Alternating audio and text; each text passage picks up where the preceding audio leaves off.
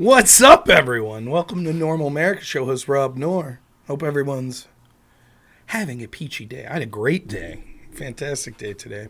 Can't complain at all. Took my son and my wife to the movies. It was a lot of fun. My son decided he wasn't that interested in the movie, but was more interested in the fact that the movie theater had seats that had buttons that would recline and bring the seat back up. So he just played with that the whole time. But, yeah. He had fun, right? That's all that matters. I'm ready. I'm itching to go tonight. I'm a little early here. Debate should start in about a half an hour, so I could be doing research. I saw, what's the takeaway? It says, hope Rob did his research for this one. Haven't you people learned? I don't do my research for anything. I could be more well-read on it, I'll be honest. But I think I've done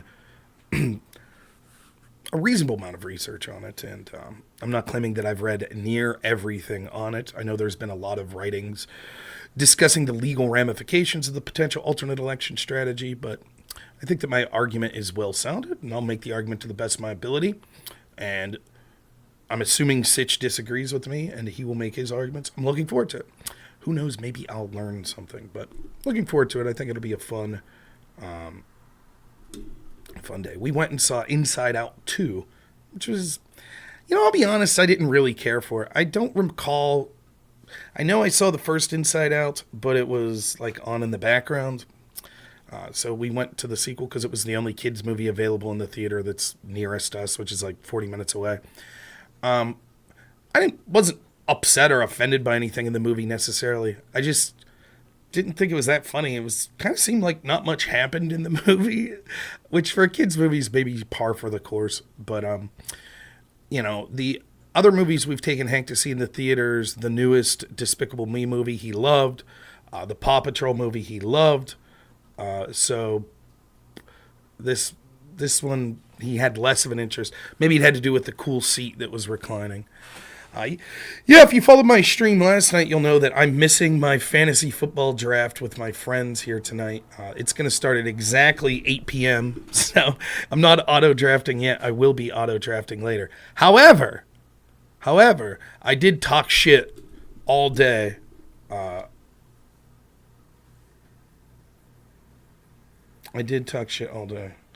Did I see Destiny's interview with Eastman's lawyer? He said the pre-collectors was completely accurate. I don't know what you mean, what you're referring to about pre-collectors. Perhaps elaborate. Maybe that's something I should have watched. But I haven't seen Eastman himself or his lawyers discuss in particular, so that's maybe one area of research that I need to do more. I think that it's obvious. I'm not... There you go. Thanks, Travis. You could ruin my team. I think it's obvious that this was a potential... the new chat GPT of fantasy football. Rob GPT strikes again. Now auto-drafting with AI, his fantasy draft. But I did get in my shit talking early today with a bunch of jokes of things I assume I would have said. I'll be honest, I could care less about fantasy football. I don't really follow it much. It's just a nice avenue to talk trash to friends. That's fun. And it doesn't matter what play. I could take dead last and I'm still going to talk trash and act like the league cheated me and I'm the best. And it's good stuff. Speaking of which, people accusing being cheated, we're going to be talking about the alternate electors. I think it's clear that this was a legal strategy, that it shouldn't be illegal to try to employ this legal strategy. I don't particularly think I'm the biggest fan of this legal strategy, and we'll talk about maybe that separates me from some of the people in my audience, but I don't think it's something that's ridiculously egregious or anything like that. No, I don't believe the pick was killed, Conservative Carnage. I believe San Francisco's wide receiver pick, who would be a rookie this year, was shot in the chest. I believe he's only expected to miss 4 games, though, so I don't think that he died. But yeah, it's true that I think it was the first round draft, the fake electors scheme. That doesn't really... Oh, you're taking umbrage with me saying alternate electors. Yes, this is the semantic argument of the average Destiny fan. It appears that Michael Portnoy is probably the average Destiny. Oh, we demand you call it the fake electors scheme. Tell me, was the Hawaii alternate electors scheme in the 60s, was that also the fake elector scheme? Just curious. When you and Destiny talk about it, do you call it the fake elector scheme? Do you call the illegal spying of Trump's team on when the FBI was going about illegally spying. Did you speak up about that? Oh, no, you didn't care about that. So, yes, understand the left implicitly understands the power of language, and they'll try to make you concede to sort of the terms that they want. So they'll demand, how dare you call it alternate electors? You should call it fake electors. No, they were alternate electors. That's what I'll call it. I don't give a shit if you want to imply you've already won the argument by calling them fake electors at the beginning. I don't give a shit. Speaking of the left demanding, certain terminology and used words they like, my wife generously picked. I needed a notebook for upstairs here for when I'm doing debates and stuff. My previous notebooks were filling up, and my wife generously purchased me a new notebook today. I thought this was nice. It says, ask me about my pronouns. So we're on page 1 tonight, baby. And you can see I have nothing written down other than the title of my video. Should be fun. Did I call my wife a crazy lefty? No, she's not a crazy lefty. She's fun.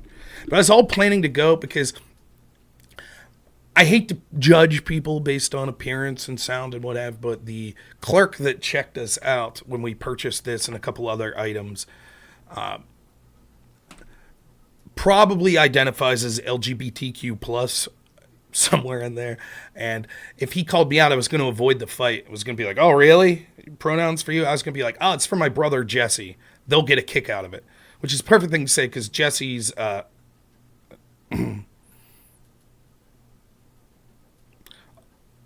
oh, sorry, Michael Portney. I thought you were criticizing me for saying alternate electors, saying I have to call it fake electors.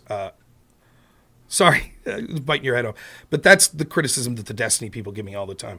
Alternate electors, how dare you say alternate? It's fake electors. Yeah, whatever. No, this was actually on the cover. But saying that, right, it's for my brother Jesse. They'll love it. Jesse's an ambiguous name. They'll, using they'll as the pronoun. Mwah. Now, I'm pretty sure that, I don't know. Yeah, I missed that, Michael Portnoy. If you have a link, put it up. Thanks, Christopher C. But nah, I missed that. I didn't see that. I rarely watch content of other people streaming. Yeah, there's precedent. We'll talk about the precedent. So we'll talk about that. I'm open to hearing things I don't know, though. I mean that sincerely. And hey, thanks, Alex ALO. Super chat for $2. Should be fun. Sitch blocked me over this. Good luck. Yeah, no problem. I actually respect Sitch as someone who's reasonably intelligent, even if I don't disagree or if I don't agree with some of his takes. So I'm actually excited to talk to him. And, for me, I always like talking to competent people, even if they're biased or bad faith. Or I'm not saying that Sitch is bad faith, or anything. We're all biased to some extent. But I enjoy talking to competent people because it helps me learn. So, yeah, Adam reached out to me and we buried the hatchet, so we're all good. I talked about it a little on last night's show. Not going to talk about it anymore. So I have no problem with Adam and Sitch. I stand by everything that I said publicly, but I'm cool to work with them going forward. I don't care. So whatever. But I am looking forward to the conversation tonight. I should have prepared more, I'll be honest, but at this point in my life, I don't care. I'm so tired of talking about January 6th and the alternate elector shit. It's making a mountain out of a molehill. It's demanded that we keep talking about the same issue. I find it to be ridiculous. But for Sitch, I will talk to him about it. And for PF Jung, who will be moderating it, I will talk to him. How this debate came about was PF Jung was like, hey, man, I'd like to talk to you about Trump going into the election. I said, sure. He brings up the alternate electors things. I gave my take on it, sort of a 5-minute take on it. He says, okay, I'll bring some lefty on or someone who disagrees with you to talk to him. Apparently, he talked to Sitch. He then reached out to me and said, Sitch would like to, it's not a debate, it's a discussion, whatever, would like to have a discussion with me about this. I said, okay. So that's it. That's how this came about. So it's no excuse, though. If Sitch makes me look foolish here tonight, that's perfectly reasonable. The excuse of, well, Rob was busy and didn't put in much time. No. Let me tell you a story. When I was a debate coach in college, this would happen all the time. I would, we'd be doing debate practice, and I'd say, okay, when you go home, we'll have a another debate meeting 2 days from now. So here's what you should do while you're home. Do 2 hours of practice on this and do an hour's worth of research on this, something like that. And then they would come in 2 days later and be like, oh, I just didn't have time. Yeah, you did. You had time. Don't bullshit me. You mean every minute from when you left here till now has been taken up doing more important things? You didn't sit down and watch a movie or watch a TV show or bullshit to your friends or drink a beer or two or take a nap or what. There are very few times, myself included, when someone says, I had no time, that they're actually honest about it. And the same is certainly true of me. I had things that I prioritized over. Those may be long work schedules, which, okay, in fairness, I can't really do much there. But I prioritized going to the movies with my son and hanging out with my wife and going out in a boat this weekend, which is a hilarious story. We went out in the boat and the engine blew up and we had to push the boat. No, it was a big mess. So, yeah, I prioritized all sorts of other things. So if I get smacked, then I get smacked. That's my fault. Lesson learned. Thanks so much on Kick. Arm Piffy. Hello, homie. I had a great joy when I came across your channel on your gameplay style and streaming content. I would love to be a friend and a fan. Kindly add me to Discord and enjoy some epic moments together. Yeah, you enjoy my gameplay style? Where I've never played a game on stream? Thanks so much. Sounds sincere. What style of my gameplay do you think? Love it.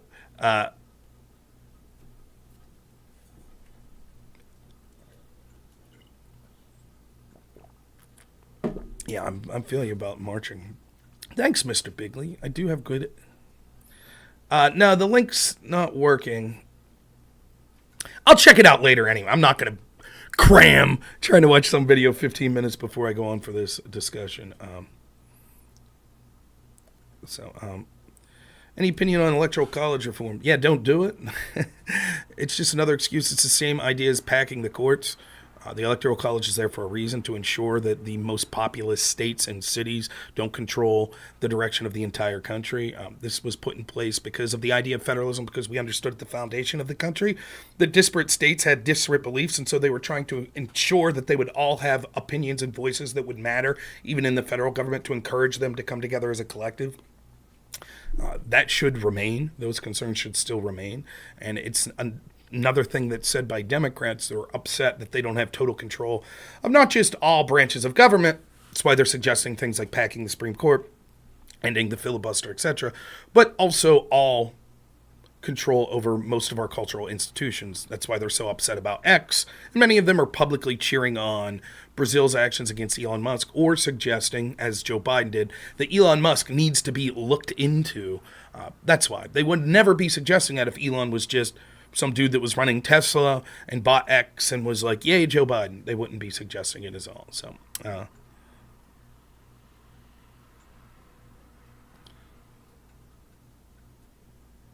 oh, Maryland, a top pick, was killed? I didn't know about that. But I did hear about the 49ers guy.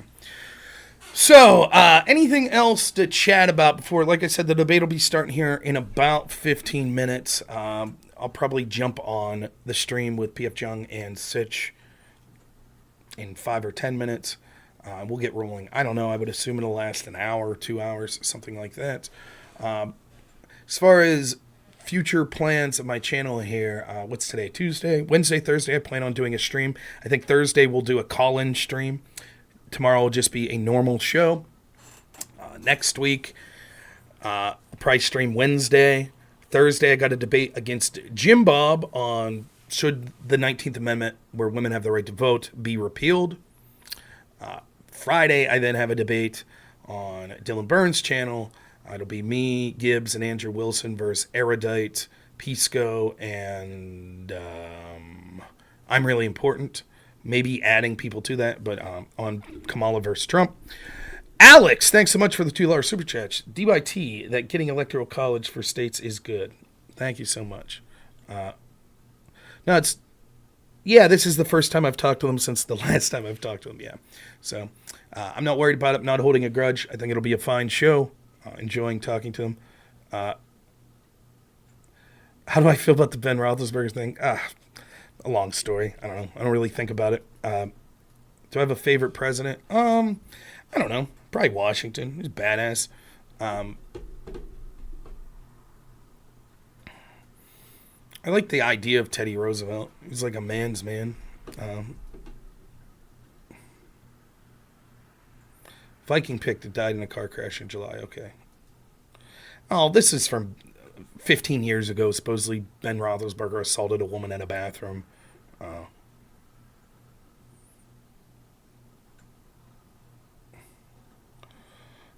Not as much of a student of history as I should be, I'll admit.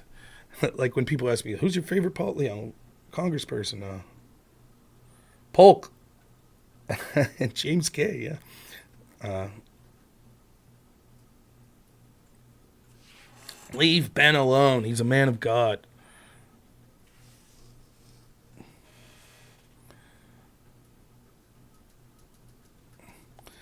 Good for you, color commentary. Yeah. Run. You should run for office if you can and you have the resources to do so. I tried it. It cost me a lot of money and I lost. Will PF be the last centrist? We shall see. Again, I'm not so sure all of my arguments will fly with a lot of my audience here because I don't think I'm burying the lead. I've been quite honest about what I think about Trump's actions on January 6th. I thought he could have done better. I thought he should have more explicitly condemned violence earlier. As far as the alternate electors, I'm not the biggest fan of this strategy.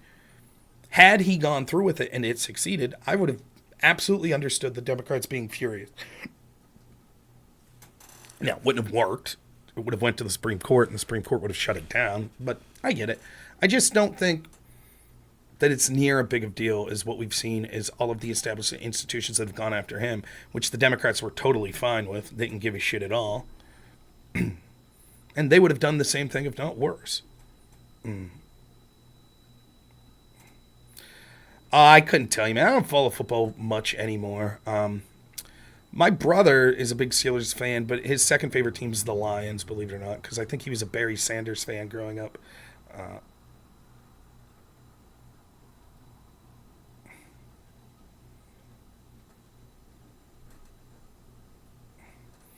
Maybe Jack M. Sheridan, but I don't give a shit in the Dems' eyes. They were going to blame him no matter what. You're from Buffalo, so you have to like the Bills. Lovable losers, the Bills. Super Bowl losers 4 times in the 90s there. Shh, come on, John Jacob. Don't give away part of my strategy. Talk about the Transition Integrity Project. Shh.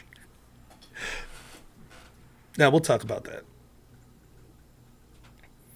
What the Democrats did this election with Joe Biden forcing him out, lying about him through the primary process of being intellectually capable, then forcing him out after the primary was over just to install Kamala Harris, that's more of a threat to democracy than any of the alternate electors. Is this a Sandusky hat? Sandusky, Ohio? No, Penn State, baby. Thanks for your concern, though, Don. Yeah, I'm not a Tomlin fan at all, to be honest. Let's see if we got the link yet.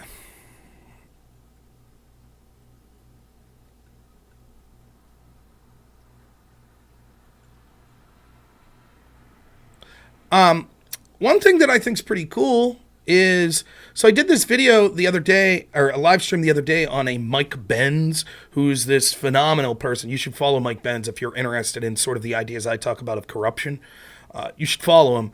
He's much better than me in dealing with it when it comes to the ideas of free speech on the internet and sort of the institutional attempts to censor free speech, particularly from populist right-wing angles. I think Mike Benz is head and shoulders above myself and anyone else in talking about that important issue. I private messaged Mike Benz and was like, hey, just wanted to let you know, big fan. Here's a little clip that my editor, Black Elk, put up today of that live stream from the other day, and Mike Benz retweeted it. How cool is that? So, yeah. Hopefully it would be nice someday if I get a chance to talk to him. But, here's the link, man, if anyone's interested to Mike Benz actually retweeting me. I think he's a great, great, great guy and big fan of his work. So here he is. He says, Funny video here from Rob Noor breaking down the segment I posted from last week's subscriber stream on NATO training journalists how to censor Trump tweets.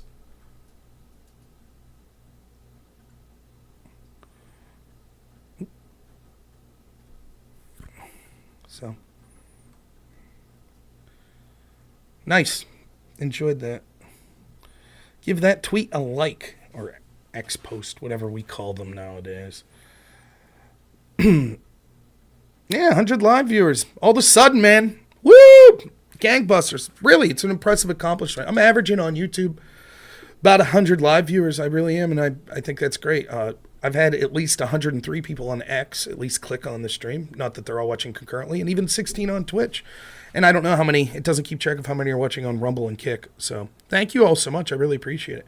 Debate will be starting shortly. It's supposed to start at 8 p.m. Eastern. Now, seeing as how Sitch isn't a lefty, hopefully he'll be on time. And PF Jung's supposedly a centrist. So usually it's the lefties that are late. So hopefully we're on time here tonight. I don't know what to expect with PF Jung sort of moderating. I always find it a red flag when someone says, like, when you have like a moderator and they say, it's not going to be a debate. It's not a debate. I'm always like, okay, what's that mean? To me, that seems more like the moderator will be inserting themselves more than I would enjoy. I'm not saying PF Jung will do a bad job, but I would enjoy talking to Sitch about this one-on-one without much third-party intervention, but I guess we'll see how it goes. Sitch and Adams usually late. Okay, didn't know that. PF Chang's is a Chinese restaurant. PF Chung is a centrist streamer who likes 2016 Jordan Peterson. So I see the confusion. Let's see. We got the link. Okay. All right, here's what we're going to do. We're going to lose me visually for a minute. Now, wait, how do I want to do this?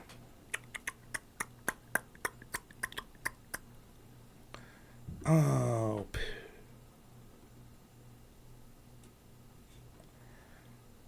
I got to be careful because, well, not careful. If I'm screen capturing in the wrong thing, I won't be able to go to my sources. So let me think of how to do this.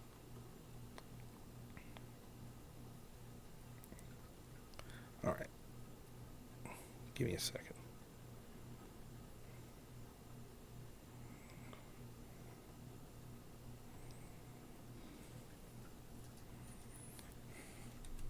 There I am, looking handsome. Founder of Creative. Do I have a headline? No, we'll just go for up north. That's fine. All right, let's do her.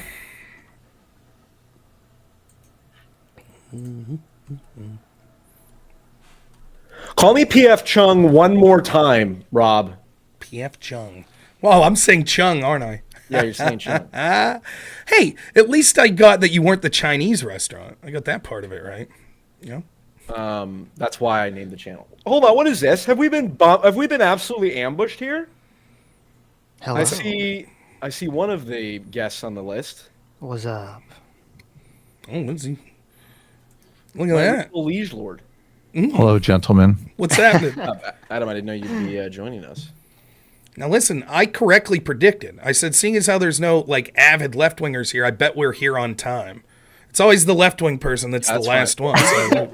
Rob, you're Well, that's pretty bad because we're always late. streaming? So. That's what my audience said. They're like, Sitch and Adam are always late. We're not streaming yet, no. I am, but Okay, because I was gonna mention who paid me to set this up, but I'll tell you. if you want, I'll mute and you go for it. 1 second. Let me. You need to talk. There, they can't hear. Go ahead. Just say what you need to say. Put your hand over your mouth. They won't hear. All right, well, Adam, you throw one person on either side. I'm just gonna keep my mouth shut here. I'm here just so we can stream on our channel. So That's I'm fine with that. Do you want to be part of the conversation? it's kind of weird because normally third wheels, fifth wheels, they usually don't come in even numbers because the wheel thing. But yeah. So do you want to be on the stream or are you going to be behind the scenes? Well, I'm going to be streaming on our channel. Just leave him on there. He's saying he probably won't talk though. I'm cool with that. I don't give a shit. Look, I just want to have. I mean, if you guys want to ask me if I'm being paid by Brown and Wu, I'm happy to answer. So. I know my audience didn't hear PF admit that Donald Trump's sponsoring this, so they missed. Oh shit! No, I did the Dan Campbell Spider 2 Y banana. Do you okay? First off, Sitch, are you? If the election were held today, who are you voting for? I'm not voting. Okay, if you had a gun to your head, and the election. If I had a gun in my head, I would vote for Kamala. Okay, that's fine. Do you guys just want to keep it to? Because here's the. I want to just ask you guys because I'm incredibly independent and haven't made my mind up yet. No girlfriend? Good for you. Jeez. No, well, ever since I said I was considering voting for Trump. That's not true. It's kind of true.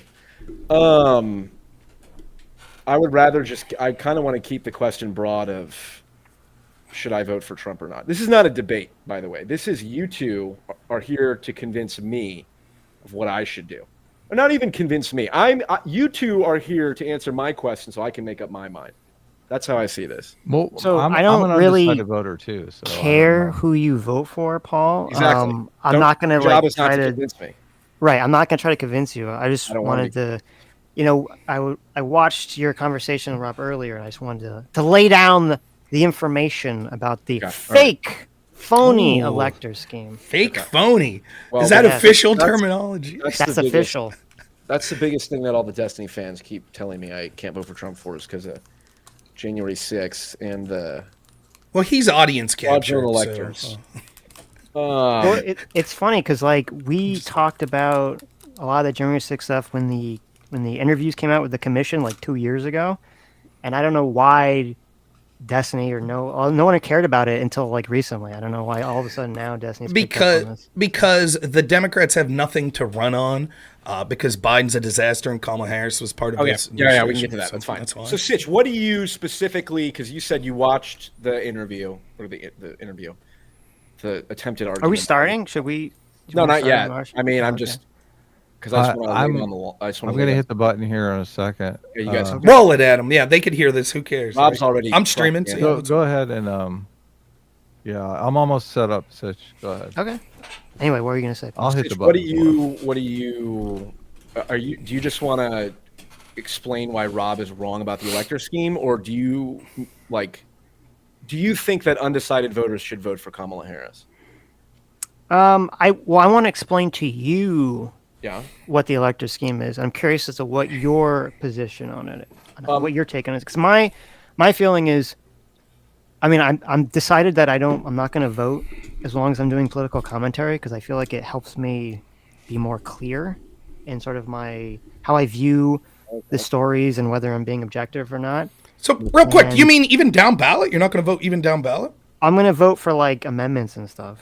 What about school board? Look, would you vote for that? No, yeah, I don't even know, right? I don't know who the fucking those people are, so I don't care. Okay, but you are just convinced that it was an insurrection, or it's. I guess why do you care what Rob's position is on the insurrection? I care about your position. I just want you, Paul, to have the real information, okay? And so if I have that information, I still end up voting for Trump. Is that? I don't care. That's fine. Okay, fair enough. Go for it. All right, I just want to look. Yeah. Don't you care what I want to get out of this? You're not going to ask me? No, Rob, you are a classic partisan hack. That's true. But I want Sitch to grill me on it. What I want is to talk to someone that I respect and find competent so we can hash through the alternate electors thing. I'm not moderating debate. I am the one asking. I am the one who knocks. Okay, I'm the one asking the questions.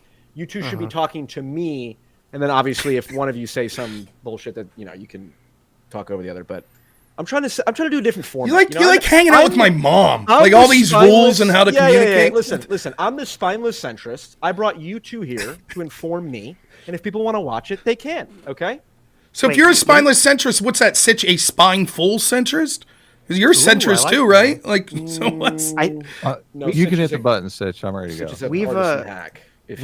I think we've seeded enlightened centrists to Paul here. I think what are we, independents now? Yeah, I'm starting. I'm calling myself an independent. Rob convinced me. I like enlightened populists now. There you go. Oh, wow. I recently rebranded. I'll go live. Oh my God! I Sitch recently hates populist. I do. Oh, okay. See, I like populist. I recently rebranded to far right ethno supremacist crypto fascist, but I do like the populist label. So I think enlightened populist can work. But we'll see. We're live. Hello, everyone. I have gathered these people here today to discuss whether To get married. What are you doing? Oh man, What is this? To discuss. See what I have to deal with. This is what I'm talking about. To discuss whether or not Donald Trump committed some terrible, unforgivable crime that would make voting for him arguably immoral. Maybe not. I think Sitch wants to come here. I talked with Rob, what was this, 3 weeks ago or something, and Rob put out this propaganda that Trump did not commit an insurrection or something like that. And Sitch wants to correct him. And then we'll figure out if any of this even matters. Because if Kamala Harris is going to tax unrealized gains, well, none of this matters because we can't do that. And you just have to vote for Trump because you can't destroy the economy for the sake of democracy. Okay? Marx was right. Economic base over whatever. Okay, so let's just clarify here. Rob, if the election were held today, who would you vote for? Trump. Sitch, if the election were held today and you had to vote, but you can say that you're not voting, who would you vote for? Right. So as I said, I'm not voting, but if I had to vote, if you took a gun and you placed it squarely against my forehead and you said, who are you going to vote for? I'm going to make you vote. I would have to vote so far for Kamala. What if the barrel of the gun wasn't on your forehead, but it's more like the handle of the gun? Rob, I'm going to kill you. I would do some kung fu, and I would knock it out of the way, and I'd punch Paul Adam, in the while face. you're here, as Sitch's +1, if you had my to emotional vote support today, walls. would you vote for Trump or Biden? Excuse me. If Trump vote, Harris. I haven't really thought about it. Like right now, I'm an undecided voter, but I will be voting for Kamala or Trump. So I think right now I'm kind of waiting to see what Kamala does, and obviously if she's like way crazy on the economic stuff, I'll likely be voting for Trump. But I'm leaning towards Kamala. So That's fair. Well-known progressive shill J.J. McCullough even admitted that Kamala Harris's economic policies are absolute bunk. So that's fair. Okay, well, let's get into this then. Real quick, since we're just having a conversation, who would you be voting for? Gun to your head right now. That's a good point. Gun to my head, Trump for sure. In fact, I would probably put the gun against someone else's head and say you're voting for Trump. No. Is this primarily because of the wacky economic wealth tax thing? Yeah, I don't know, because it's a confluence of issues. Trump sucks in so many ways, and so does Kamala. It's whatever. But the point is, I would like to hear the different perspectives on, okay, Trump had this whole fake elector scheme, January 6th was an insurrection. Okay, first off, I don't give a shit about definitions per se. I care about the significance of that. So, okay, did Trump commit an insurrection is not the question. It's what Trump did on January 6th and all the stuff that led up to it significantly bad enough that it would make voting for him reasonably off the table. That's more important than all these definitions and stuff. Okay, so I'll ask you, Sitch, to start. Do you think that what Trump did on January 6th and with all the fake elector scheme and all that stuff, was that bad enough where you just can't bring yourself to vote for Trump anymore? Well, before I answer that question, I have to thank you. I have to kiss you right in the mouth for your opening right there. Because, I don't know if you remember, if we've ever talked about it, I have something that I call Sitch's Law, which is that the majority of arguments, whether you realize it or not, are arguments about definitions. Of course. We always try to get around that. So I'm so happy to hear you say, I don't care about whether you define as insurrection or not. That's all pointless. That's nonsense. Let's just try to get to the concept. Okay. Sitch, I've watched far too many Jordan Peterson lectures about philosophical pragmatism to care about definitions these days. Awesome. Okay? Right. What does truth even mean? Exactly. Exactly. And the reason I answered this call was I believe I saw your conversation with Rob, and you said in the conversation, someone out there, please come on the show because my audience doesn't like what I'm saying and save me, tell me the other side of January 6th. And I immediately DM'd you and I said, I'm your boy. I'm your Huckleberry. So, okay. So the question, I forgot what the question was.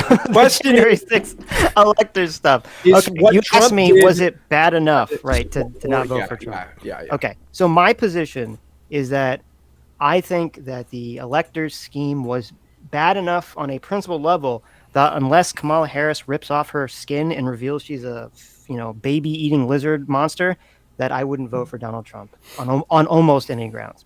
Okay, that's pretty significant. But that could happen with Kamala, so 50-50. It's still possible. Yeah, okay. Yeah. Now, hold on. Possible. This is a dynamic process. Let me think. Okay, that's fair. So, okay, let me ask you this: if Trump had not, let's say January 6th and the fake elector scheme hadn't, obviously, hindsight's, you can't go back and rewrite history, but like theoretically, if Trump didn't do that, if Trump didn't do January 6th, and we were just looking at like policy, including all the other shit that Trump says and how stupid he is on Twitter and all that, like. But let's say January 6th didn't happen. Would you still be voting for Kamala, or would you consider voting for Trump? I would be completely undecided as of now if that was the case. Okay. I feel like Interesting. Kamala is, I don't like this sort of strategy of dodging the media that she's basically been engaged in. This strategy of being very vague and coy with policies, like the whole wealth tax thing. It's not even clear whether that's something that her campaign supports or not. She basically just pointed to Biden's tax plan and said, I'm going to, I support this. And then that's part of it. So it's like, well, what about this specific thing, right? Or the price caps thing? Like, there hasn't been an explanation on how any of these policies would manifest or will they manifest. Yeah, So, okay. That's fair. Yeah. If we I can may get in, well, hold on. We can get in, because look, again, I'm not narrowing this to just did Trump commit an insurrection. It's a broader conversation. And we may, talking about Kamala's economic policies to balance the whole equation, maybe. Am I gonna have to stay after the show and talk to Sitch? Rob, I'm gonna over there. Rob, you heard what Sitch said, I did. and do you think he's wrong? Do you think he's biased? What do you think Sitch is missing? Sitch is clearly an intelligent, nice guy. So how could he be going off the rails like this? Well, I think that I think there's multiple ways to look at this. First, we have to separate. I wanted to ask Sitch this question: is it fair to separate January 6th and the riot that occurred that day from the alternate electors strategy that Trump employed? And so, what I'm asking you is, let's assume there's no violence on January 6th. Would you say that just the alternate electors scheme plan, however you want to put it, would have been enough for you to reach the conclusion that you've reached? okay. So I should be clear. My position is 100% based on the scheme, not the riots. All right, Okay. great. I actually don't think, I don't believe Donald Trump intended for there to be physical violence or a riot or something like that. Me neither. So obviously it's bad, and I think he could have done more stuff to stop Well, it and from we happening. know that there were who was the FBI agent that was there? What was the guy's name? Rob?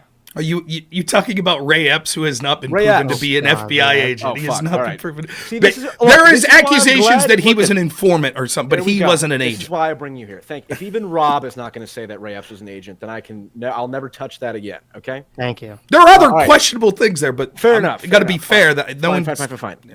Okay. Then let's stick with the elector scheme for now. So, Sitch, you're saying that it was so immoral, it was so Egregious. egregious, it was so at odds with Democracy, Okay. freedom, the American way. and that will, and you'd rather than vote for the person who wants to destroy our economy by taxing unrealized gains. Maybe. No, that's a joke. Not really though. It depends on We'll what she see. actually does. Yeah. Okay. So, Rob, then why is okay? So just if it's on the fake elector scheme, That's fine. So tell Sitch why he's overreacting. because this was a legal strategy that was employed that wasn't going to lead to the result of the election being overturned unless, when it got to the Supreme Court, there was evidence proven that there actually was theft of the election in these particular states that would have been enough to change the Electoral College. And it's not so different than, one, what the Democrats plan to do in this very election, and second, what Democrats have done in the past. In fact, the only precedent we have for sort of alternate electors in sort of the modern era was in the 60s with the Kennedy-Nixon election, and actually came out in a very similar way, despite what the mainstream media has been telling people if you look into the details of it. So my question to Sitch would be, what about this process exactly do you think means that it is unforgivable to the point that there'd basically be nothing that could ever convince you to vote for Trump? What specifically is that? So before I answer that question, you said two things, which was that if Pence had gone through with this scheme, and the House had voted Trump as president, and the Supreme Court had to adjudicate on it. Whether there was election fraud or anything would have nothing to do with what the Supreme Court would rule on. They would only be ruling solely on whether the vice president even has the authority to do any of this in the first place. Now, I'm hoping, and I would probably think that the Supreme Court would have said no, and that would have, made Biden still win the election. So I don't think. Hold on. We're already into the weeds of legal mumbo jumbo stuff that does not tie in with what you were saying, Sitch, about the egregious immorality. So I'm trying to understand. Rob asked, the JFK thing had nothing to do whatsoever with the situation. Well, yeah, I also don't care, Rob. I also don't care about historical. Historically, it's like just. I'll tell you in plain English. Paul. Plain English, please. Plain English. Okay.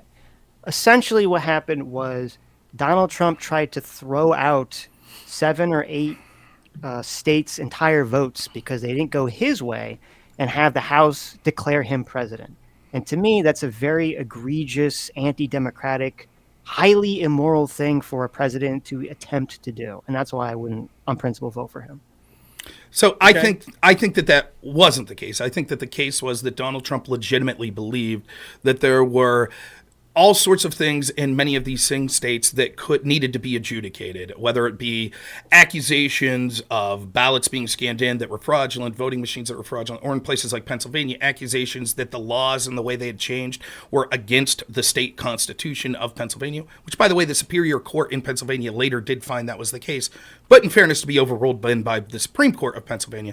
Nonetheless, he wanted these things adjudicated to make sure the election was fair and that there was a correct outcome, because he saw it as if most of these courts were refusing to hear what he found was to be legitimate evidence.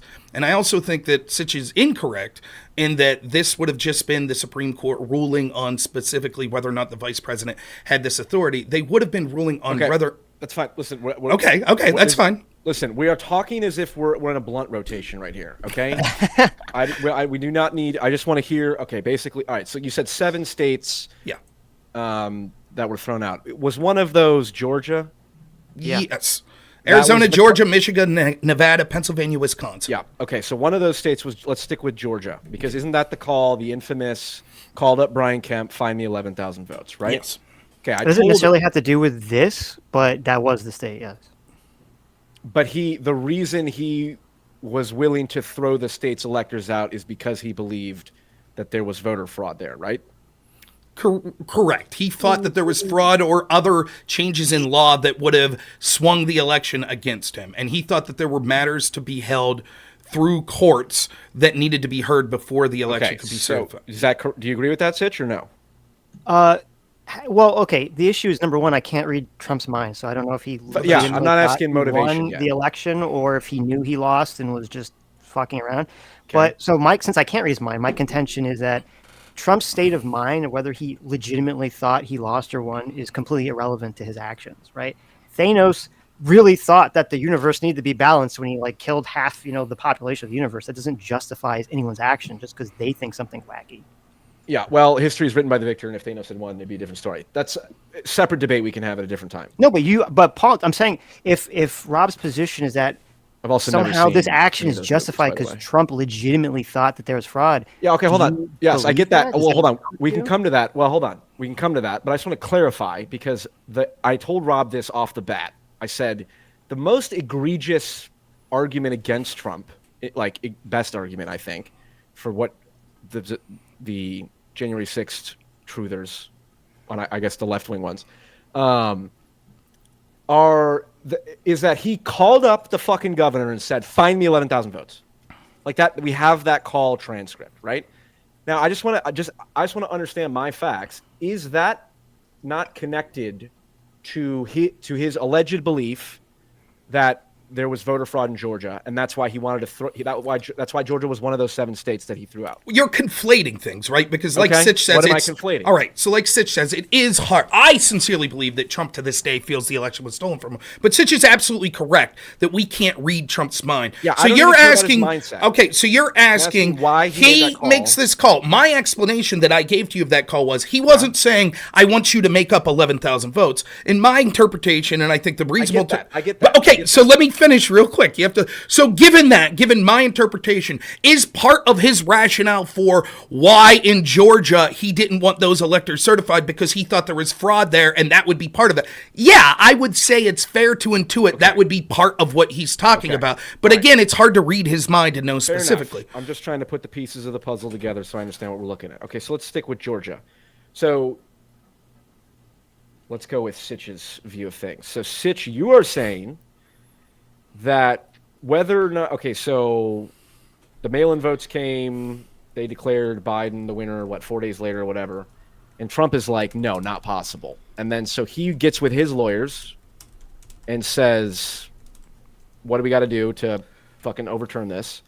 And is it Eastman who comes up with the legal theory, or whose fucking legal theory is this? It's Eastman. Well, he's the one that pushed it. Yeah. Okay, so is Eastman Trump's lawyer, or what is Eastman to Trump? I don't know if he was Trump's personal lawyer or if he was in the Justice Department.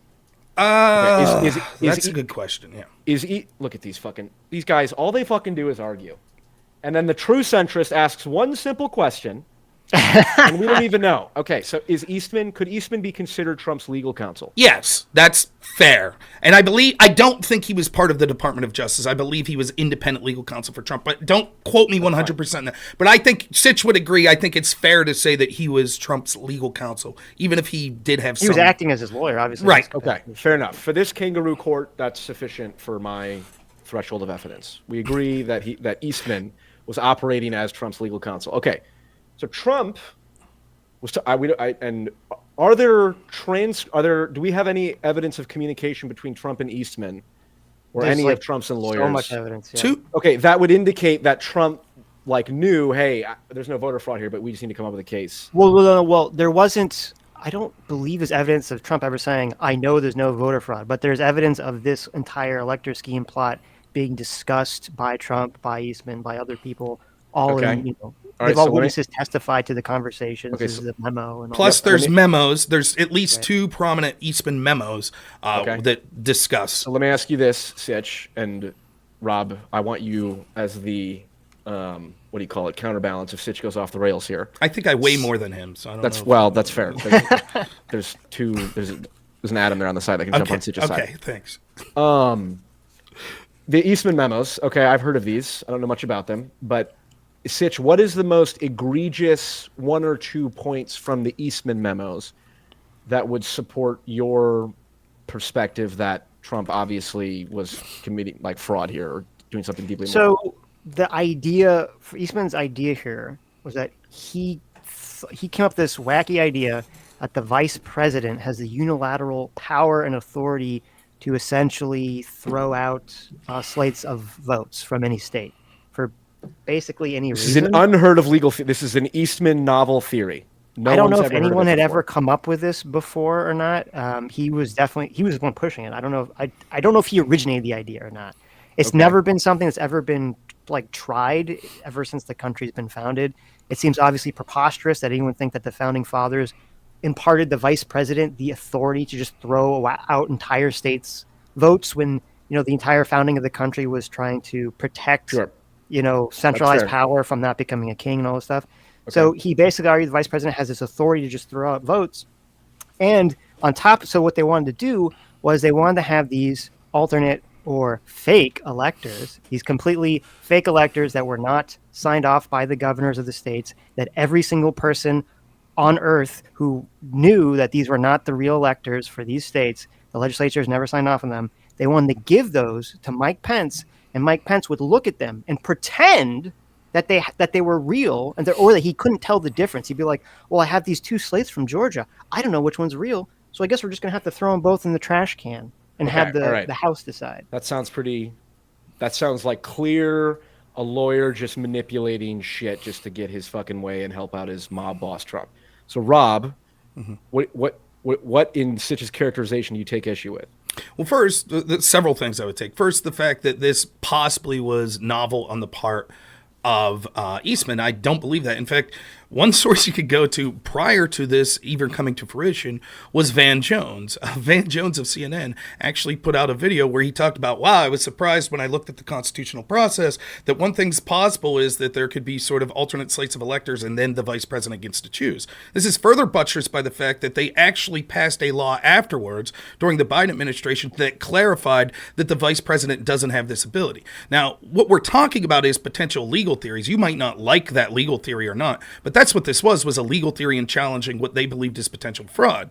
If the law had to be, real quick, let me finish. If the law had to be changed, and we had people prior to this talking about how this was a possibility for either side to do, and I'll say real quick, Democrats planned this out with people like John Podesta and the Transition Integrity Project, that if they won the popular vote but lost the Electoral College, they would do the same thing. They would have alternate slates of electors. This is clearly a theory that had been thought of before, and as such, it should be treated as a legal theory that possibly you didn't like, but not some coup or some attempt to steal the election. Okay, so I'm unfamiliar with Van Jones' comments on that, so I don't know. I'd have to see what he said specifically.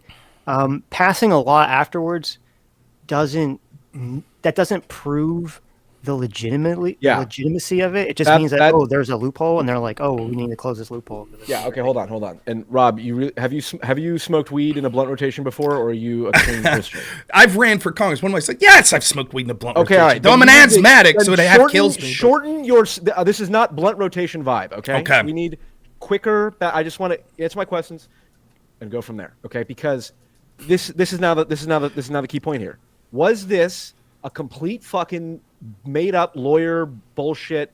We're just trying to get Trump elected thing. Well, wait a minute. Can I interrupt you, Paul, for a second? Reason to believe that this was legal precedence. Okay, go ahead. Is for your purposes, does it matter? Does like the morality of the action matter about whether Eastman concocted it on his own while smoking a fatty, or whether he read about it in a dusty tome from 100 years ago? Assume that the reason I am asking the questions is because I'm genuinely trying to understand this as best as I can, and you two are the best sources of information I have at hand. Okay. So the reason, hold on. And first off, is this different from independent state legislator theory, or is that the theory that we're talking about? This is different from independent state legislature theory. All right. That's important because that definitely has this has nothing to do with legal support. Okay. Fair enough.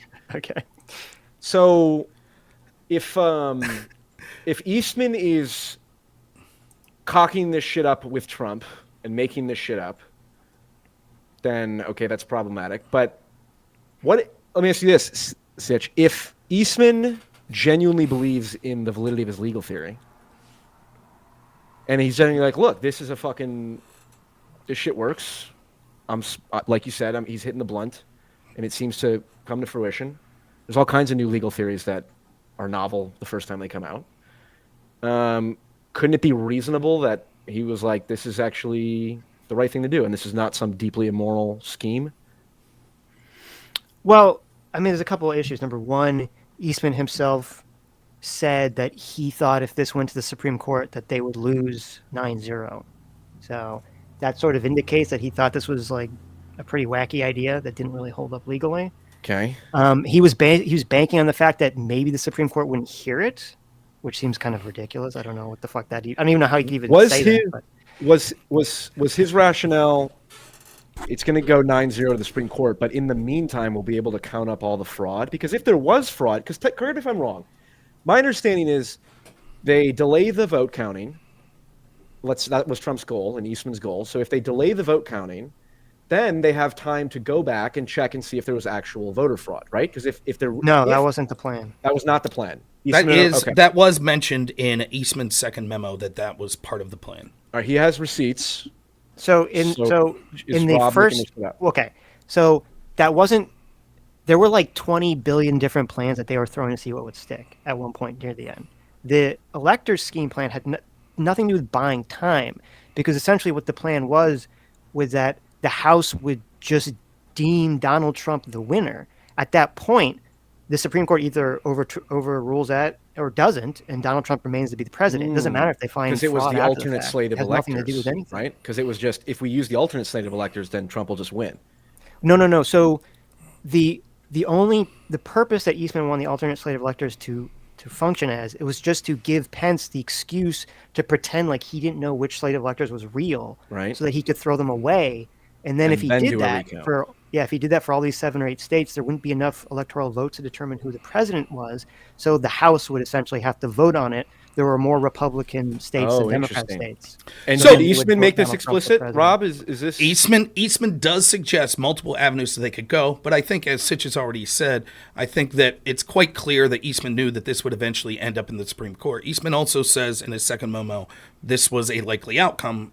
I'll read it verbatim if you like. VP Pence determines the ongoing election challenges must conclude before ballots can be counted and adjourns the joint session of Congress, determining that time restrictions on the Electoral County Act are contrary to his authority under the 12th Amendment and therefore void. Taking the cue, state legislators convene, order a comprehensive audit investigation of the election returns in their states, and then determine whether the state of electors initially certified is valid or whether the alternate slate of electors should be certified by the legislator. Exercise authority directly from Article 2. So what does that mean in plain English? What he's saying is he would ultimately say, hey, because there's alternate slate, there are a time frame of what the law says of when these electors need to be counted, need to be put forth.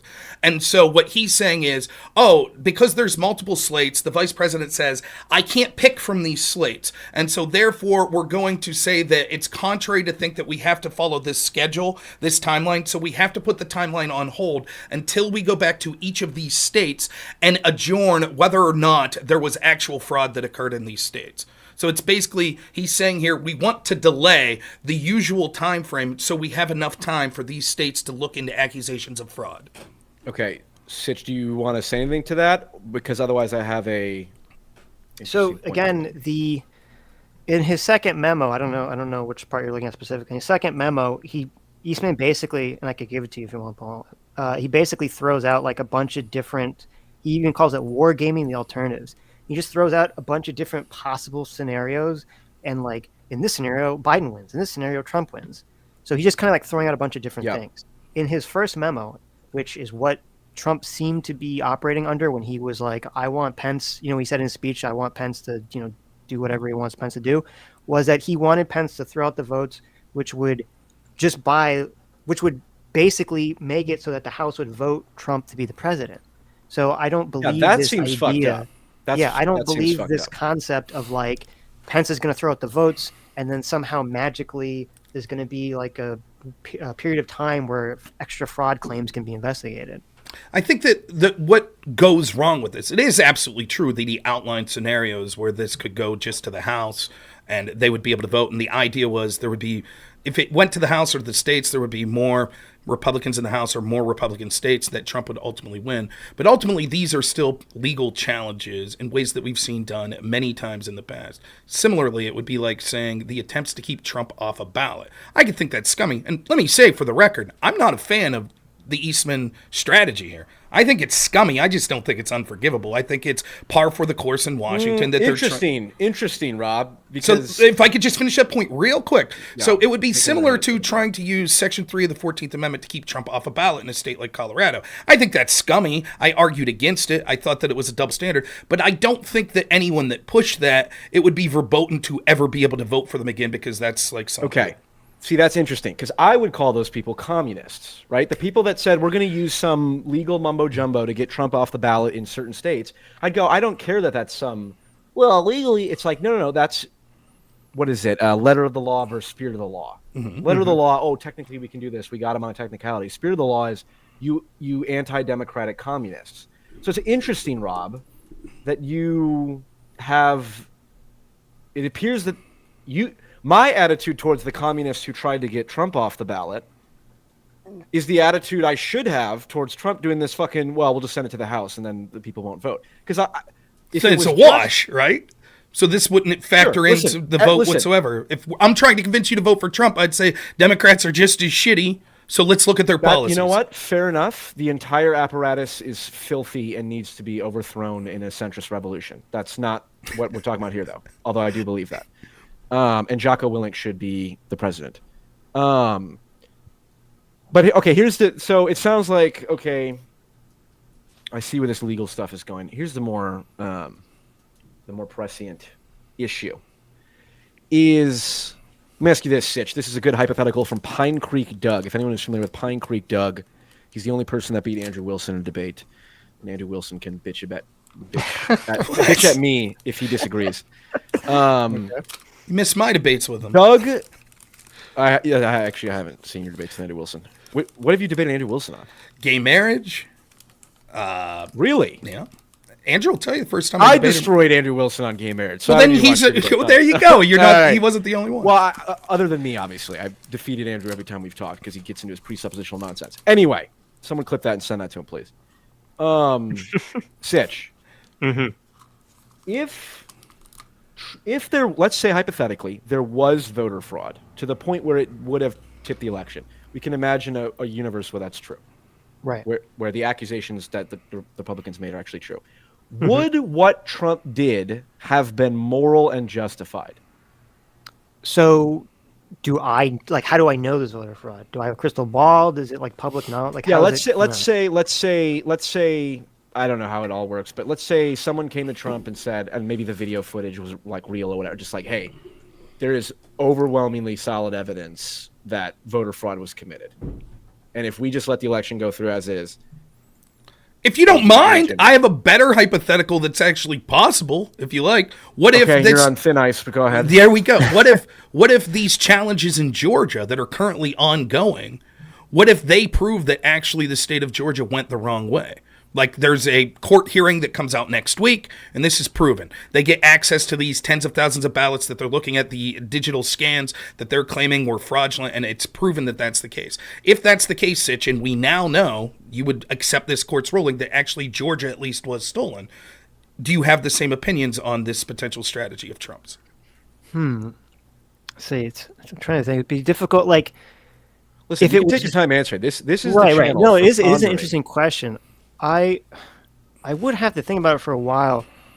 My intuition, it's funny, my most conservative trait is that I'm very, very like high order in terms of following rules.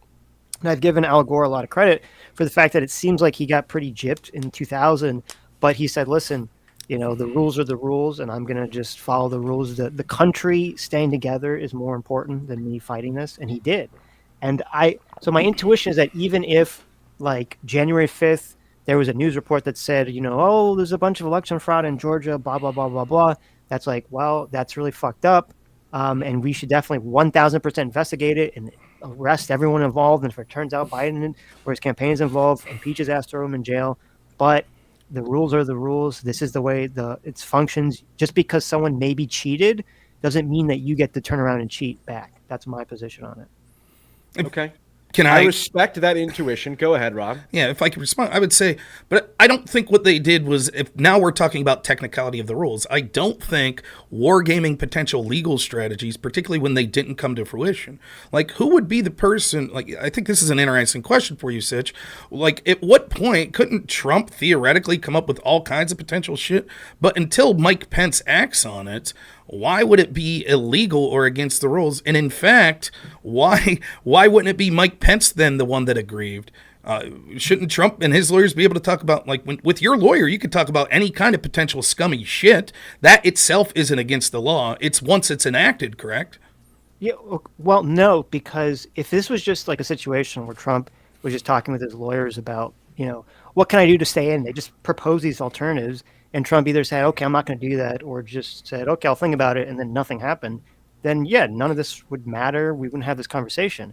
But he did try to do it. He literally went to Pence and said, I want you to go do this thing. He said it privately, and he said it publicly. That's an attempt. So I don't know how you can say that this is just wargaming, because it's not. I think let's lock in our gains here for a moment, okay? Right, I tend to view the world in terms of temperaments and philosophical.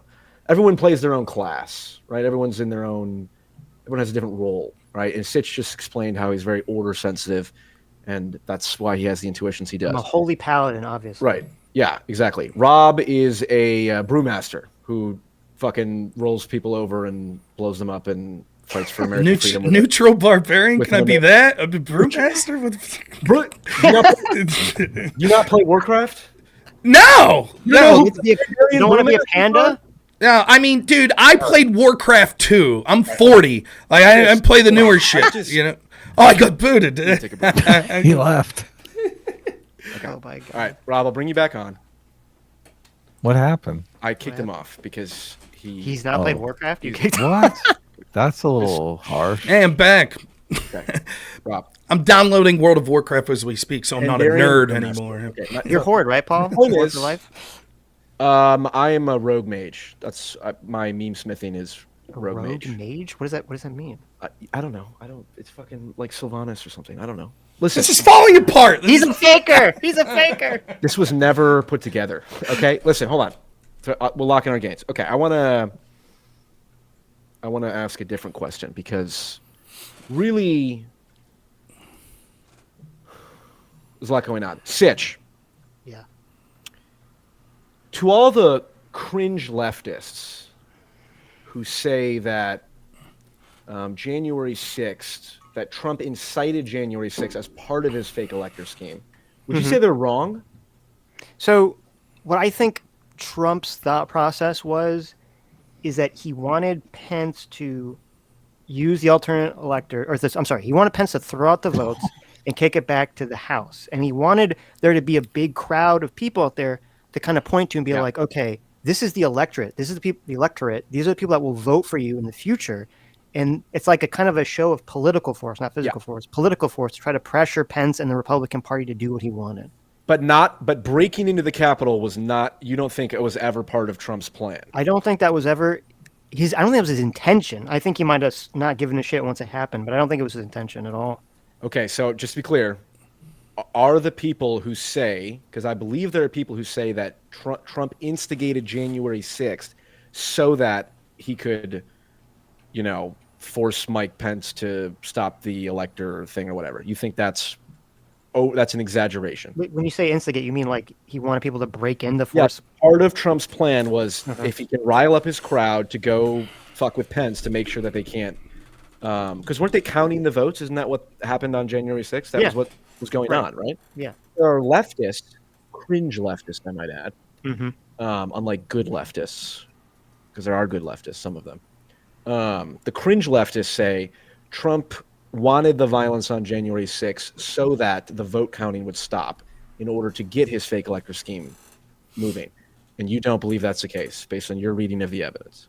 Well, there's two things. Number one, I believe Trump has said he wanted like 10,000 Patriots, militia or state police, or he wanted like 10,000 army people. He wants some like 10,000 law enforcement people to be there that day. And that wouldn't make sense if his plan was for like a mob of people to break in the building, unless he thought the law enforcement would like take a side, which seems kind of absurd. So is that where are you getting this 10,000? So it's both kind of buried deep within the January 6th report, and also came out more recently, where I forget who, maybe Rob knows. They asked someone, and they said, "Oh yeah, they testified that Trump had asked for additional security on January 6th and had been turned down." He didn't. So I forget the name of the gentleman, but the story as I go and Sitch, you tell me if you think I'm wrong about this, was he didn't file like an official request, but he sort of opined and was like, hey, we need security there. And I believe the rationale he gave was he was sort of afraid that lefties would come and fight his people. So he's like, we need people there to protect my supporters. And I think Sitch is making the point, if that's true, if you secretly plan for them to break in and use attempts at physical violence at Mike Pence, why would you request additional law enforcement? That seems nonsensical. Interesting. And why was Ray Epps there? That's the real question. But we won't get to I would be less. There are better questions to ask about Ray Epps, such as what's up with the pipe bomb? Because let me be clear, to throw a bone to the crazy lefties out there, if that was a group of Trump supporters that intentionally planted a pipe bomb, that's serious shit. Like, that's no joke. That's different than a riot that gets out of control. But that seems to be the one question that the January 6th committee, including Benny Thompson that led it, has no interest in covering. They don't know even the base level facts about it. And there's plenty of weirdness that's coming out about those pipe bombs that they seem to not care about. Okay, let's get to this other part of this whole equation, which is whether or not Now, Sitch, you said the state of mind that Trump was in, whether or not he believed he lost is not relevant. You sort of made the Thanos argument. I'm not so sure of that. Intent is important. I'm not some sort of DEI woke mind virus person who says, systemic racism. Yeah, or that you can be racist without being intentional or whatever, like a microaggression. Never mind. I don't want to go on a fucking rant. Intention matters. Okay, unlike what the woke DEI will tell you. Sorry, keep going. Pandarian Brewmaster. That's a very Pandarian Brewmaster thing to do. Pandarian. I heard from vaguely paying attention to leftist streamers that Bill Barr told Trump to his fat orange face that there was no voter fraud. Is that true? So, it's actually pretty interesting because Bill Barr came onto Trump's team being like super Trump simpy, and then he ends up leaving because he's like, this January 6th stuff or this election stuff is kind of crazy. And so Bill Barr does tell the story where he says, I think he says he was on, I don't know if he's on Air Force One or something. He's having some meeting with Trump, and Trump is like, here are all these claims of election fraud that Trump's basically read off of the internet. And this is, I think, something that's kind of important is that people assume, and I understand why, that when Trump said there was election fraud, he's the president, he has extra information that people don't have. That wasn't the case. He was basically just operating off of the same social media information everyone was at the time. And he kind of went through, I think Bill Barr says he had like a list of like 15 or 20 different things, and he kind of goes through them all. And Bill Barr debunks them all to Trump's face. And then when he gets to the end of the list, Trump just kind of goes right back to the beginning. He just kind of like repeats the cycle. This is what Scott Adams calls the laundry list thing. It was at that point that Bill Barr kind of said that he thought Trump was unmoored from reality and essentially quit because he thought this election fraud stuff was out of hand. Rob, what do you think of that?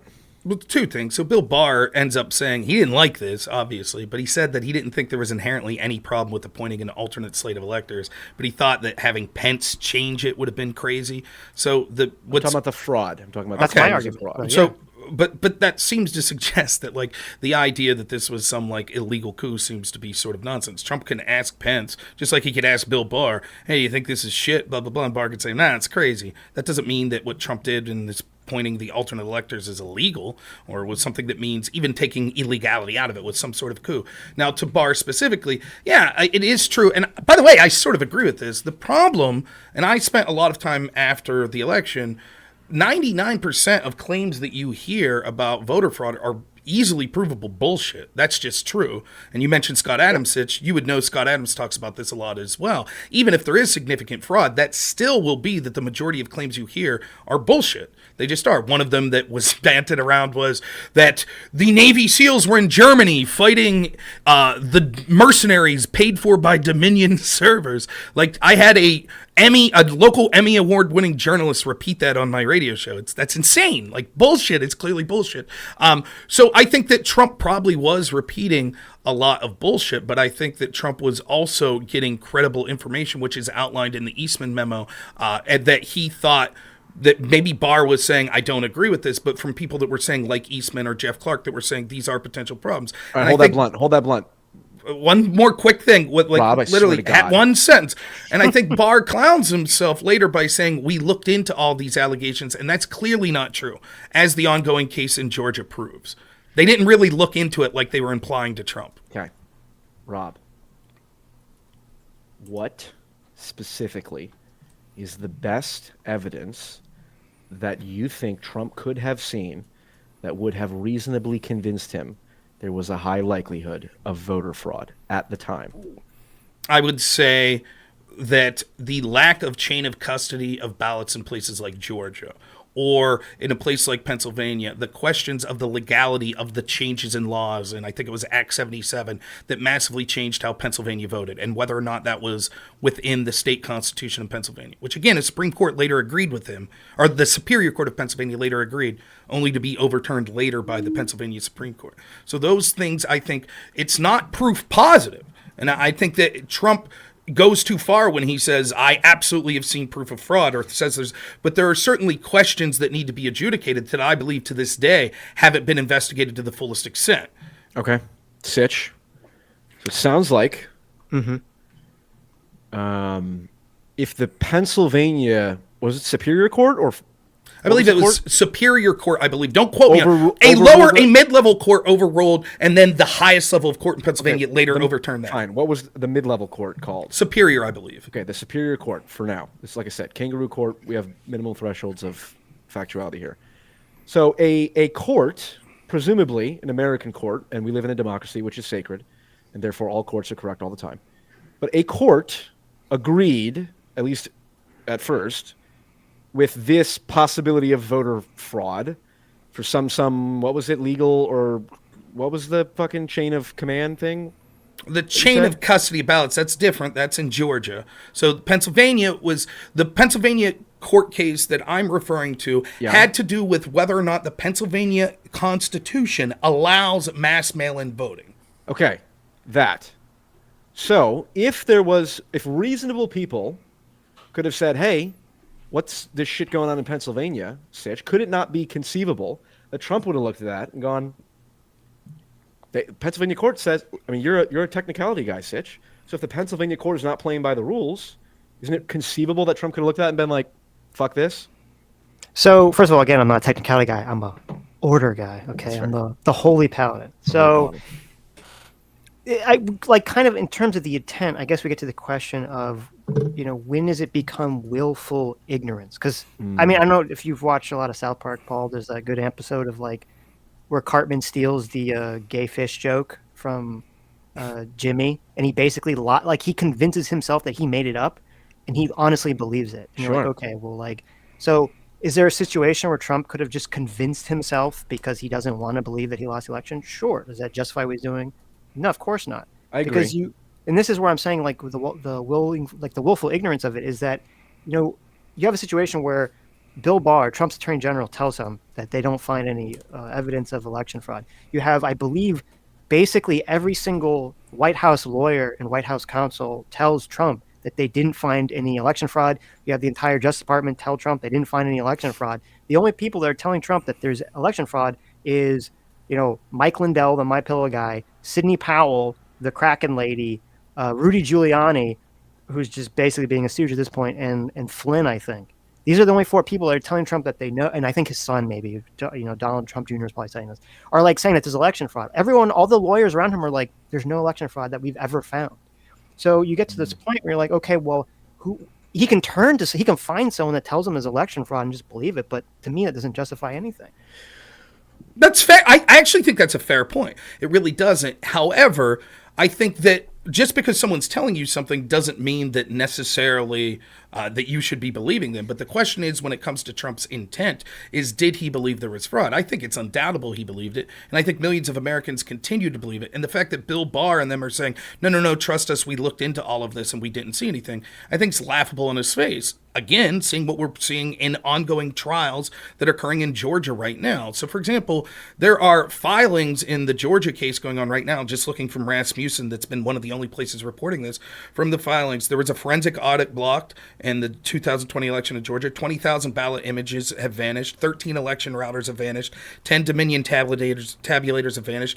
148,000 Fulton City mail ballot signatures were unverified. The same thing happened in Pennsylvania. So what I'm saying is, like, just Bill Barr saying, no, trust us, we looked into this. Sitch is saying, well, he should have just taken Bill Barr at face value and said, oh, that's the end-all, be-all. I think he's Bill obvious. Barr and all of his other lawyers. Well, there were certainly a lot of other lawyers that were saying this as well, but he had lawyers like Eastman and Jeff Clark, in addition to people like Mike Lindell, that were telling him, no, there are things that are going on here that seem to be fraudulent or that are questionable that deserve to be looked into. So it sounds like we have a classic he said, she said situation here, where Eastman said this, Bill Barr said that, and Trump, the protagonist of the story, had to make up his mind. I agree with you, Sitch. People can convince themselves of all kinds of fucking bullshit. Joffrey convinced himself what did Cersei say to Joffrey? The truth will be what you make of it. Right. Disgusting. That did not, just because Joffrey was lied to about how truth works, does not mean his death was any less satisfactory when his purple plum head exploded, so on and so forth. I guess here's the thing, because let me put this in the bigger frame. There are people who I will not name names who say that this is so black and white, the January 6th insurrection thing, that anyone who even disputes that it was an insurrection is a fucking idiot.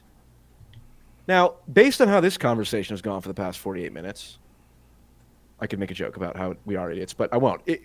Clearly there's nuance here. We're getting to some sort of fundamental issues of, can someone be willfully ignorant, so on and so forth. Sitch, do you think that after having listened to all this conversation, if someone walks away from this and goes, I get Sitch's point, I kind of get Rob's point, ultimately what's going on here is not significant enough for me to not vote for Trump. Do you think that that's an unreasonable position to have? There's a couple of things here. Yeah. I want to talk about the intent first, because Okay. the part of the reason I just don't feel like the intent matters so much in this situation, besides the fact that we can't read Trump's mind, obviously, is like if a cop says, "Hey, stop," I'm gonna like question you, right? And you know that you haven't done anything. Does that give you the right? I mean, or should you just like start resisting arrest? Should you start like pushing the cop? I agree with you on this point. Or should you just do what they say because that's the law, and then you get it worked out, legally afterwards? Like, and it's the same. And even with a more extreme example, it's like if you're tripping balls and you think Adam is like an alien who's going to eat your children, and you pull out a gun and then shoot him, like just because you honestly believe it the second, that doesn't justify the action. What if, okay, but let's use that hypothetical. What if someone else gave you the mushrooms? Well, then you both be culpable.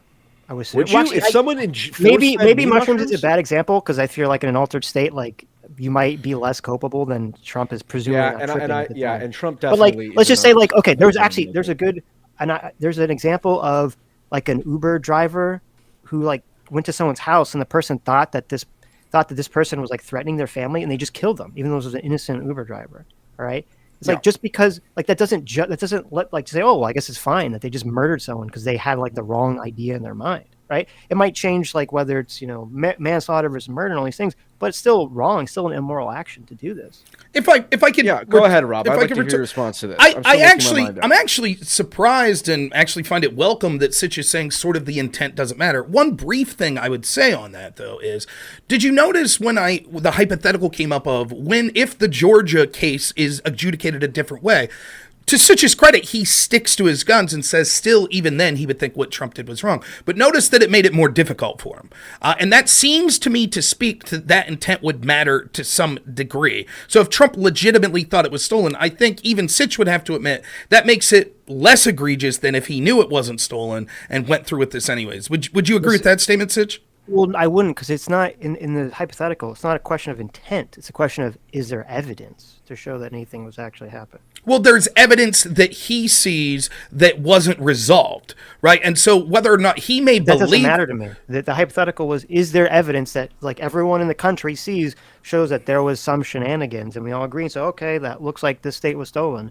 That's not a question of Trump's intent at that point. Well, to me, though, the question that would be important, the reason that you say, well, it would be a little more difficult for you to decide if we determine that actually Georgia was stolen and it went the wrong way, that would imply to me that you would then have to say, well, then if there was a time frame issue and Trump thought there was a legitimate chance that that would be the case, but he had to file some sort of time frame issue because the problem that we haven't talked about, Jung, is what happens... What did you call me? Jung? Am I wrong about that? What do you want to be called? Paul? PF Jung? PF Chang? I'll take Chang over Jung. Okay. Anyways, Paul. I try not to use people's real names because I never want to accidentally like dox someone if I know their name. Like if I knew Sitch's real name was Bob Smith, like I wouldn't want to be like, come on, Bob. So anyways, Paul. What was I saying? What? God damn it! Now I've lost my train of thought. Rob doxed me on stream, everybody. There it is. This is part of the blunt rotation, Rob. This is what makes these conversations great. Is we're not here to fucking bitch and argue like a bunch of lawyers. We're here to smoke weed and find out the truth, man. One of the things we're talking about is if there are certain time frames that you have to meet, what happens if it turns out 5 days after that time frame, oops, we found out that the election went the other way.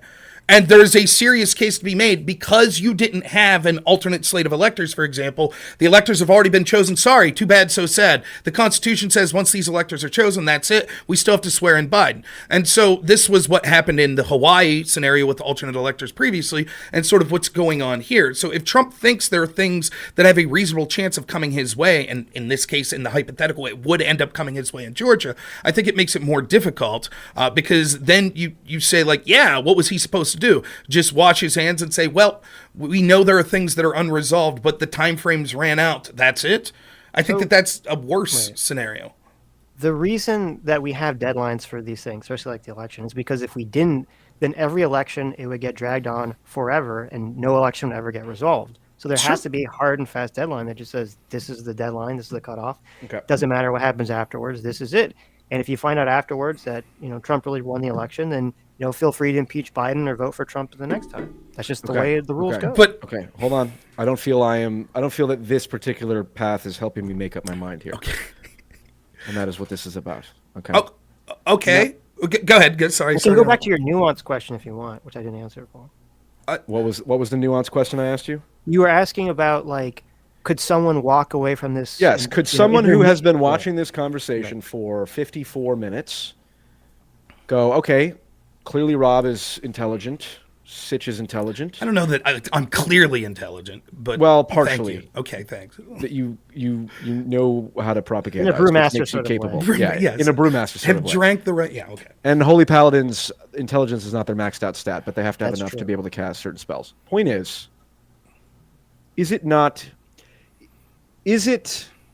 Well, I asked you the question earlier. Okay, Can someone reasonably listen to this conversation and go, I still think I'm going to vote for Trump and be a reasonable person? So, regarding the nuance, I don't think there's any in my mind. There's no nuance in terms of what Trump did was 100% wrong and horrific. And if we had a situation where Pence wasn't ultra-based paladin, and had actually done the action and Don't it had abuse, gone hold on, to don't the abuse House. the Warcraft terminology here. This is for us. Don't call Pence. Okay.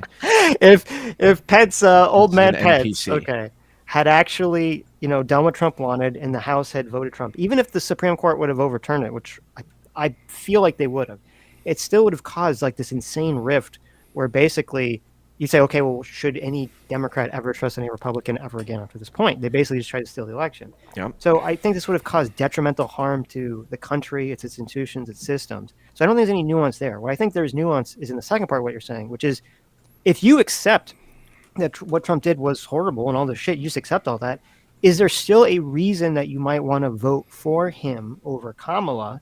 I think you can construct those arguments, and I think there are ways to argue that, and that's fine. I just want people to accept what actually happened or what Trump actually tried to do on January 6th.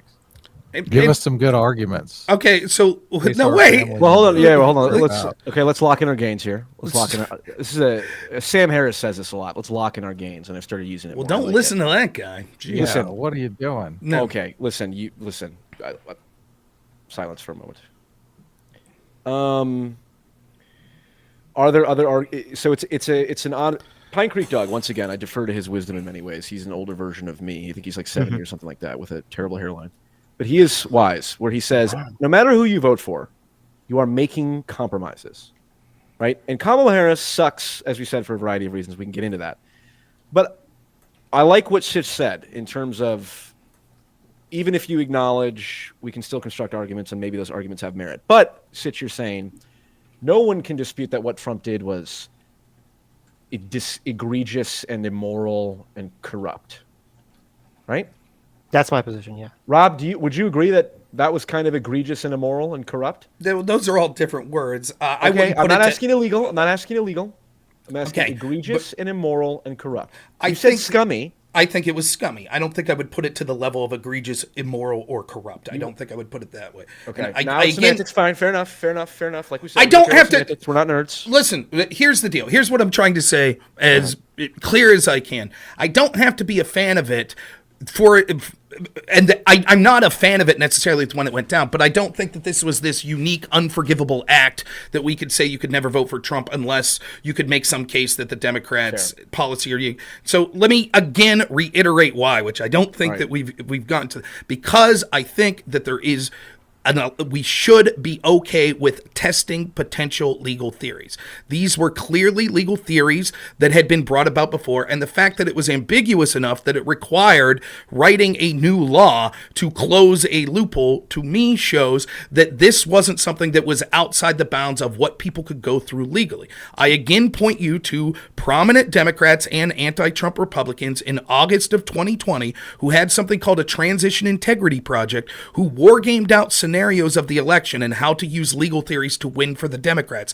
In their scenario, if Trump won the Electoral College but lost the popular vote, what the Democrats were planning to do was to file alternate electors, to push for those alternate electors to be supported by the vice president. If they weren't, to then encourage states like California to threaten to secede from the Union. That was their plan. So the idea, you have to remember, Paul, that this is a binary choice. You're trying to determine between Trump and the Democrats, or Trump and Kamala. And what I'm telling to you is, both with the alternate electors idea and a bunch of other scummy things that Democrats have done, such as trying to keep Trump off the ballot, weaponizing the FBI, pushing for censorship of certain things, including about election integrity, that to me, it is clear that the establishment and their face, the Democratic Party, has been scummier and more unvirtuous and immoral in the actions they've taken to subvert democracy than Trump in this instance. Okay, can I respond to this? Yes, but first let me say, Rob, I swear to God, I will light your soapbox on fire before the end. Go for it. I'll take it. Okay. Okay. Sitch, you may respond, okay. and then I want to pivot into something else. Right. Well, I did want to ask Rob questions about Trump's intent, but before, like, whether I have a couple questions intent too, or not so. would change his opinion on this. But before we get there, there's two things. Number one, I don't buy the whole, like, just because the rules don't specify, like, just because the rules don't say a dog can't play basketball, it's like, okay, well, no one expected Air Bud to jump in there and play basketball. So I don't think that's, like, a legitimate argument. But you keep bringing up the Election Integrity Project, which I didn't really want to get into because I think it's kind of like a distraction, or just it's, like, not really related. Because you had a situation, and the Election Integrity Project was this thing that Rob was talking about. Transition, and maybe I misspoke. Transition Integrity Project? I believe it was the Election Integrity Project. Well, I'm talking about maybe something different. The transition. No, integrity. this is exactly the same thing that you're talking about. Fair enough. As long as we're on the same page, Right. that's fine. Yeah, you basically had a group of people who were ex-politicians and political pundits, current political pundits, like Michael Steele and some other people in there, and they did a literal. Okay, we're talking about D&D and Warcraft. They did a literal tabletop RPG session, Paul, where they said, okay, let's, like, pretend that we're doing the, like, you're going to be Team Trump, you're going to be Team Biden. We're going to sit around a table. We're going to literally roll dice to determine outcomes of events here and kind of see, like, what we can game out of potential wacky things that could happen on the election. And some of those wacky things included states saying that they would secede from the Union, and some of them did say that they were going to do alternate elector scheme, though all the wacky solutions or the wacky scenarios that had alternate elector schemes, none of them even attempted, even in that scenario in their tabletop RPG session, to do the Trump thing, which is to have completely fake electors that the vice president would use as an excuse to throw out. They were saying in their RPG headspace and headcanon world that they were going to have the governors or state legislators send in alternate electors that they were going to use to try to contest the first slate of alternate electors. And so I don't, first of all, think that this has anything to do with what Trump did.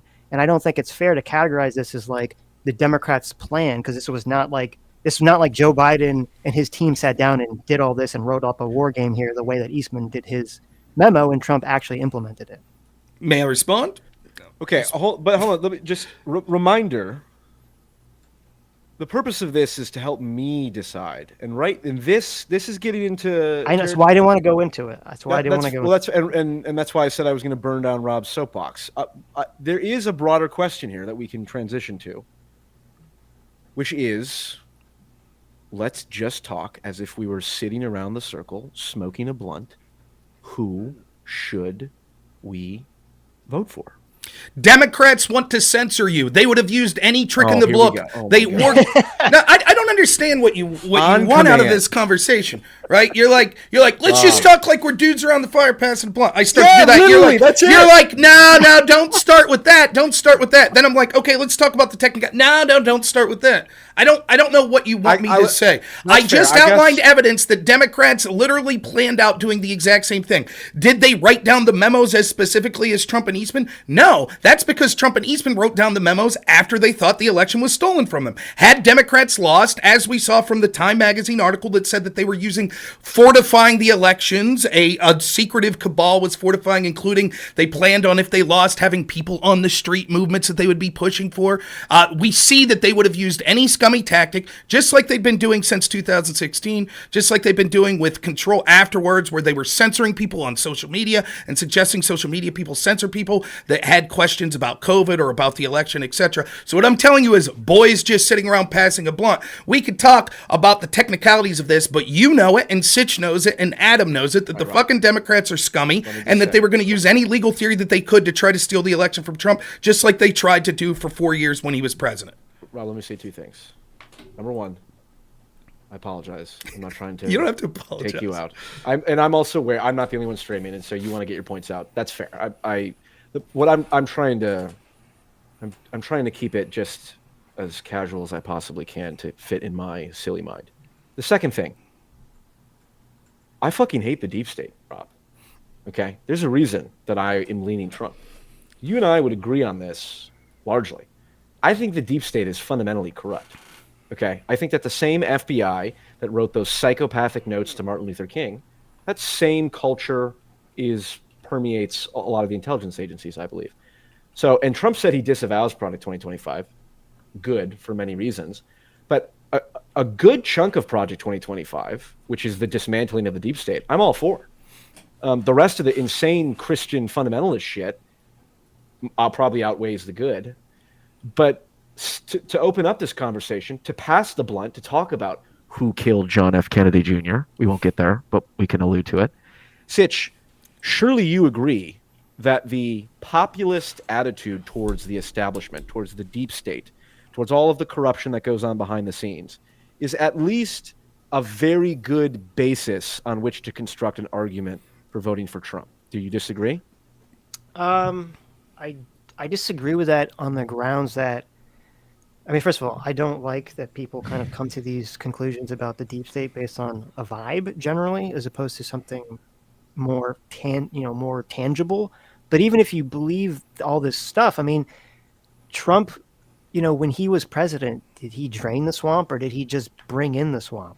And I forget who it was that kind of brought this up, but they're like, Trump is talking about putting a bunch of the head of BlackRock in his cabinet. He's putting like a bunch of like people in his cabinet. He doesn't seem to be a person who's going to clean out the deep state or do anything of that notion. It's true. He brought in John Bolton, the warmonger. Exactly. Brought on John Bolton. He brings it all so I don't buy this idea that Donald Trump is this magical cleansing thing. He doesn't know how to do that. He doesn't know enough people to bring in to do that.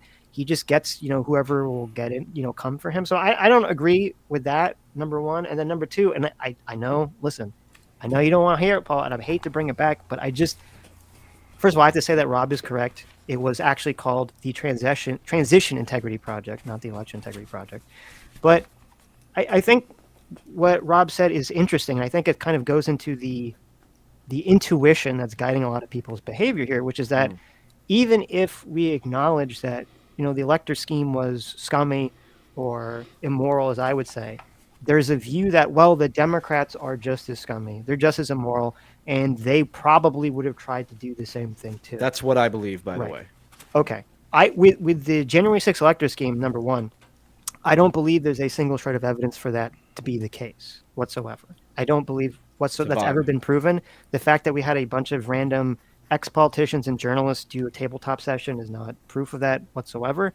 And I think it's very dangerous when we kind of play this idea of like, well, I'm going to allow my team to get away with doing something immoral because I believe the other team would have done it too, or the same capacity, when none of us really has evidence of that being the case. We just have to look at what actually happened. Sitch, on the topic of vibes, you say we have no evidence for this.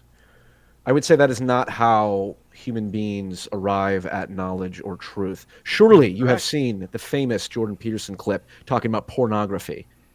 I don't know I can't define pornography, but I know it when I see it. In other words, vibes, right? The reasonable person standard, which is like the entire fucking basis of our legal system. Everything axiomatically goes back to the reasonable person standard. What would a reasonable person have done in this scenario?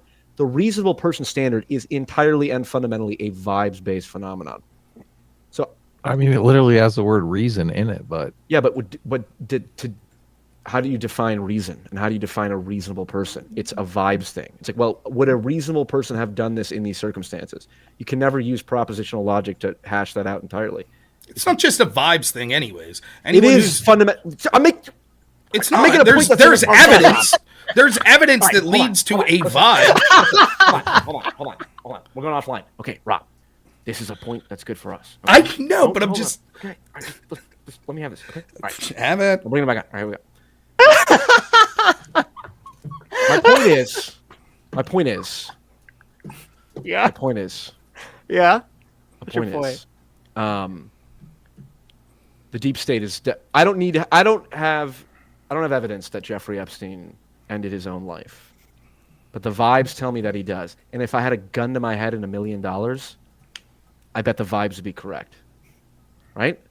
And if the deep state is doing if whatever you want to call it, the current establishment is doing all this stuff to prevent Trump from winning, surely there's reason to do that. If Trump is not going to drain the swamp, well, then they wouldn't care that much to not have him in power. But I do think he represents a threat to the establishment, especially with the absolute hero, RFK Jr., now on Team Trump.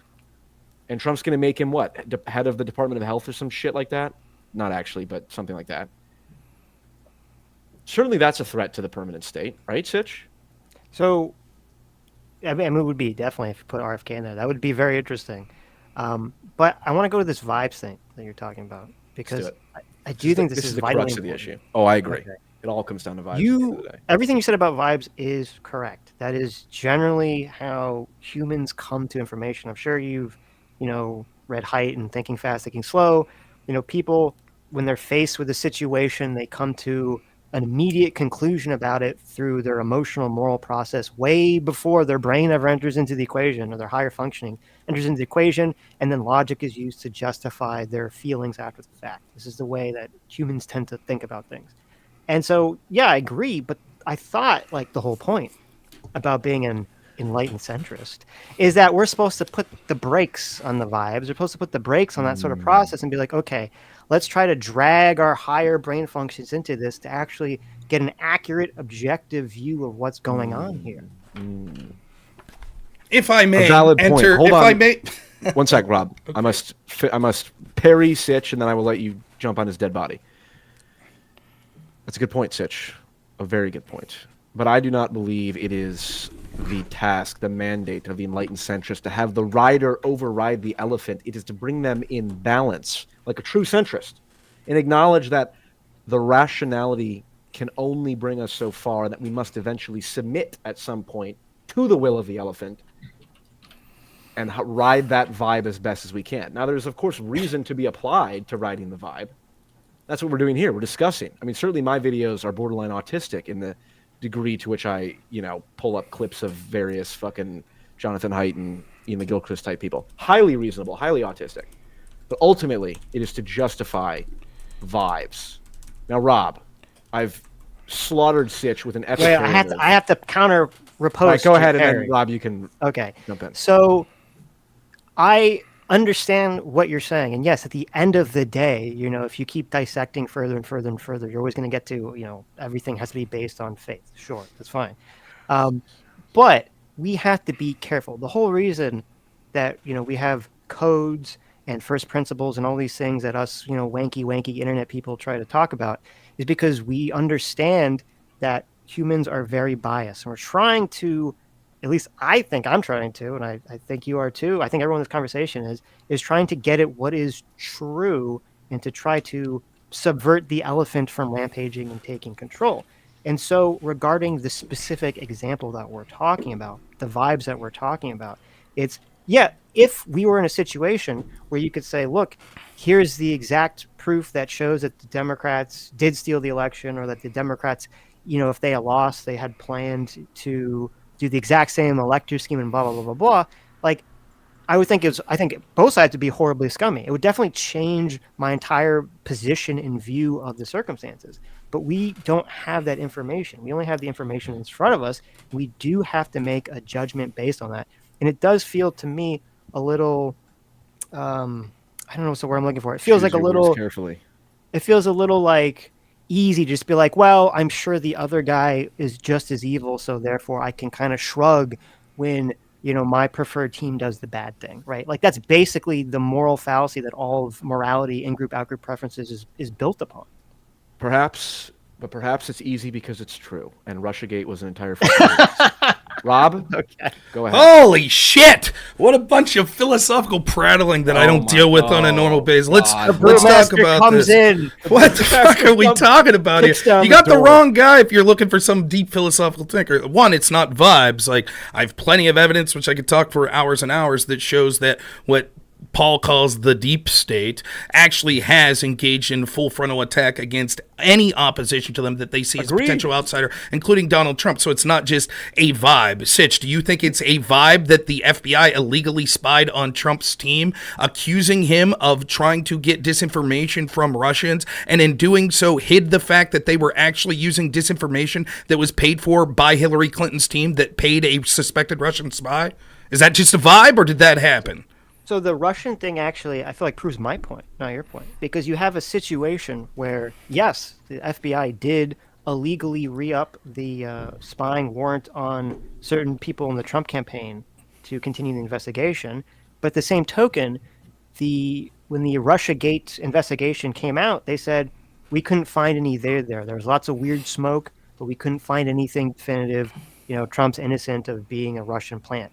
And if there really was this magical, all-encompassing deep state, why the fuck would they have ever said that? They would have said, no, he was a Russian spy. We haven't looked at all this evidence. They would just concocted something. The reason is this, because they were looking for an excuse to be able, just like with Watergate. What was Watergate really about? Well, it was some bumbling fools. Now, arguably, this was sort of a conspiracy in its own right, but the face value story that we're told is a bunch of bumbling fools on the behalf of Nixon's campaign were trying to find information on their opponents. What this was it allowed the FBI through the two-hop rule to basically spy on Trump and his entire campaign. And the fact that it's Don't a bring up fallacious. Watergate. No, There's listen. no conspiracy about Watergate. Listen, I'm not. I'm I'm okay. What I'm saying is, it's fallacious reasoning on your part to say, well, if they were any sort of corrupt, they would have been more corrupt and went further. No, it would have been harder for them to just out of whole cloth say, oh, and by the way, we've just made up that Trump actually had these contacts with Russia. What they were more likely to do is to use this as an excuse to spy on him and his team, then try to prosecute people for unrelated crimes,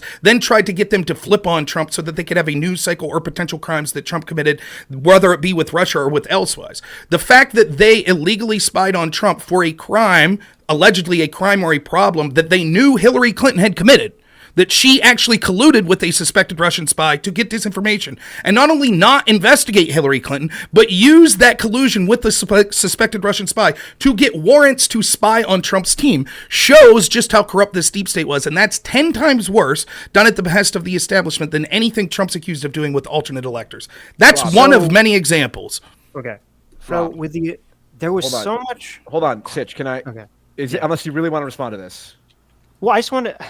It is. I guess it's. I know we're getting the weeds, but it's important because the amount of smoke, the amount of crazy things that preceded the Russian investigation were overwhelming. You had Donald Trump, gets Paul Manafort, a guy who was working for the former president of Ukraine who ran away to Russia because he was essentially, running to Putin's protection. He gets him to be his campaign manager. He gets some random guy, Carter Page, that no one ever really heard of, that the Russians literally tried to transform into a Russian agent. You had someone else on the Trump team who knew that Hillary's emails were hacked by the Russians like a month before anyone hacked them. You had that. You had what's his name, the brother of the guy who runs that military operation, the Blackwatch. What's the name of that? PricewaterhouseCoopers. Okay, hold on, because what's going to happen here? Hold on. Betsy, wait, let me just finish it, and then you go. Betsy DeVos's brother has a secret meeting that even the report showed had a secret meeting that he lied to Congress about, where he had a Russian contact to try to establish a backdoor communication with Trump. So no, I don't like this. I feel like this is a lot of after the fact work. There was so much smoke there that they could have if they really were this evil deep state that was that we're all liars and we're just trying to destroy Donald Trump, they could have very easily done it through the Russian investigation. They wouldn't have cleared him from it. Okay, stop. Hold on. The enlightened centrist has come to relieve the Pandarian brewmaster. Okay? He has made the initial assault. Yes, the Russiagate hoax is a hoax, indisputably. But hold on, Sitch. You say all this smoke and shit.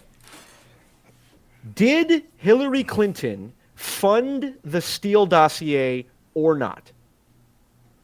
I believe she picked it up from someone else who initially started it. It's not. I'm sorry, Fusion GPS was what the Rob, back me up. Yes. Fusion GPS was her law firm or some law firm she was involved in, and they essentially knowingly fabricated the Steele dossier. Correct? No, Rob? wait, that's not true. Wait. You know, like half of the things in Steele dossier were true, right? It's not true. That's not true. There were things that were said in the Steele dossier. Like, for example, here's some of the things Sitch is talking about that are true. There's a person named Donald Trump. Yes, the Steele dossier said that, and that is true. So I guess we could say some of the things. No, much of what was said in the Steele dossier that was considered true was things that were publicly reported on beforehand. What happened was, like, just let me argue with Sitch here for a minute on this. First off, just because there's smoke doesn't justify the illegality. And you, as someone who said earlier, I never said that. When did I say there was? When did I say justified? You just said, well, first off, as a defense to the obvious illegal behavior of the FBI that was supported by the Democrats, you said, well, there was a lot of smoke. When you're the person previously, said that. Yes, you I did. never said that. Okay, then No, why did you bring it? So then, okay, Why let me the finish. point? Let me finish. What was my point? What was my point? My point was I brought this up to say that yes, you're correct. The FBI lied about to re-up the investigation, but if they were really why the but, Sitch? But yes, the FBI committed a crime, but there was smoke. Why did you say that, Sitch? Go ahead and tell us.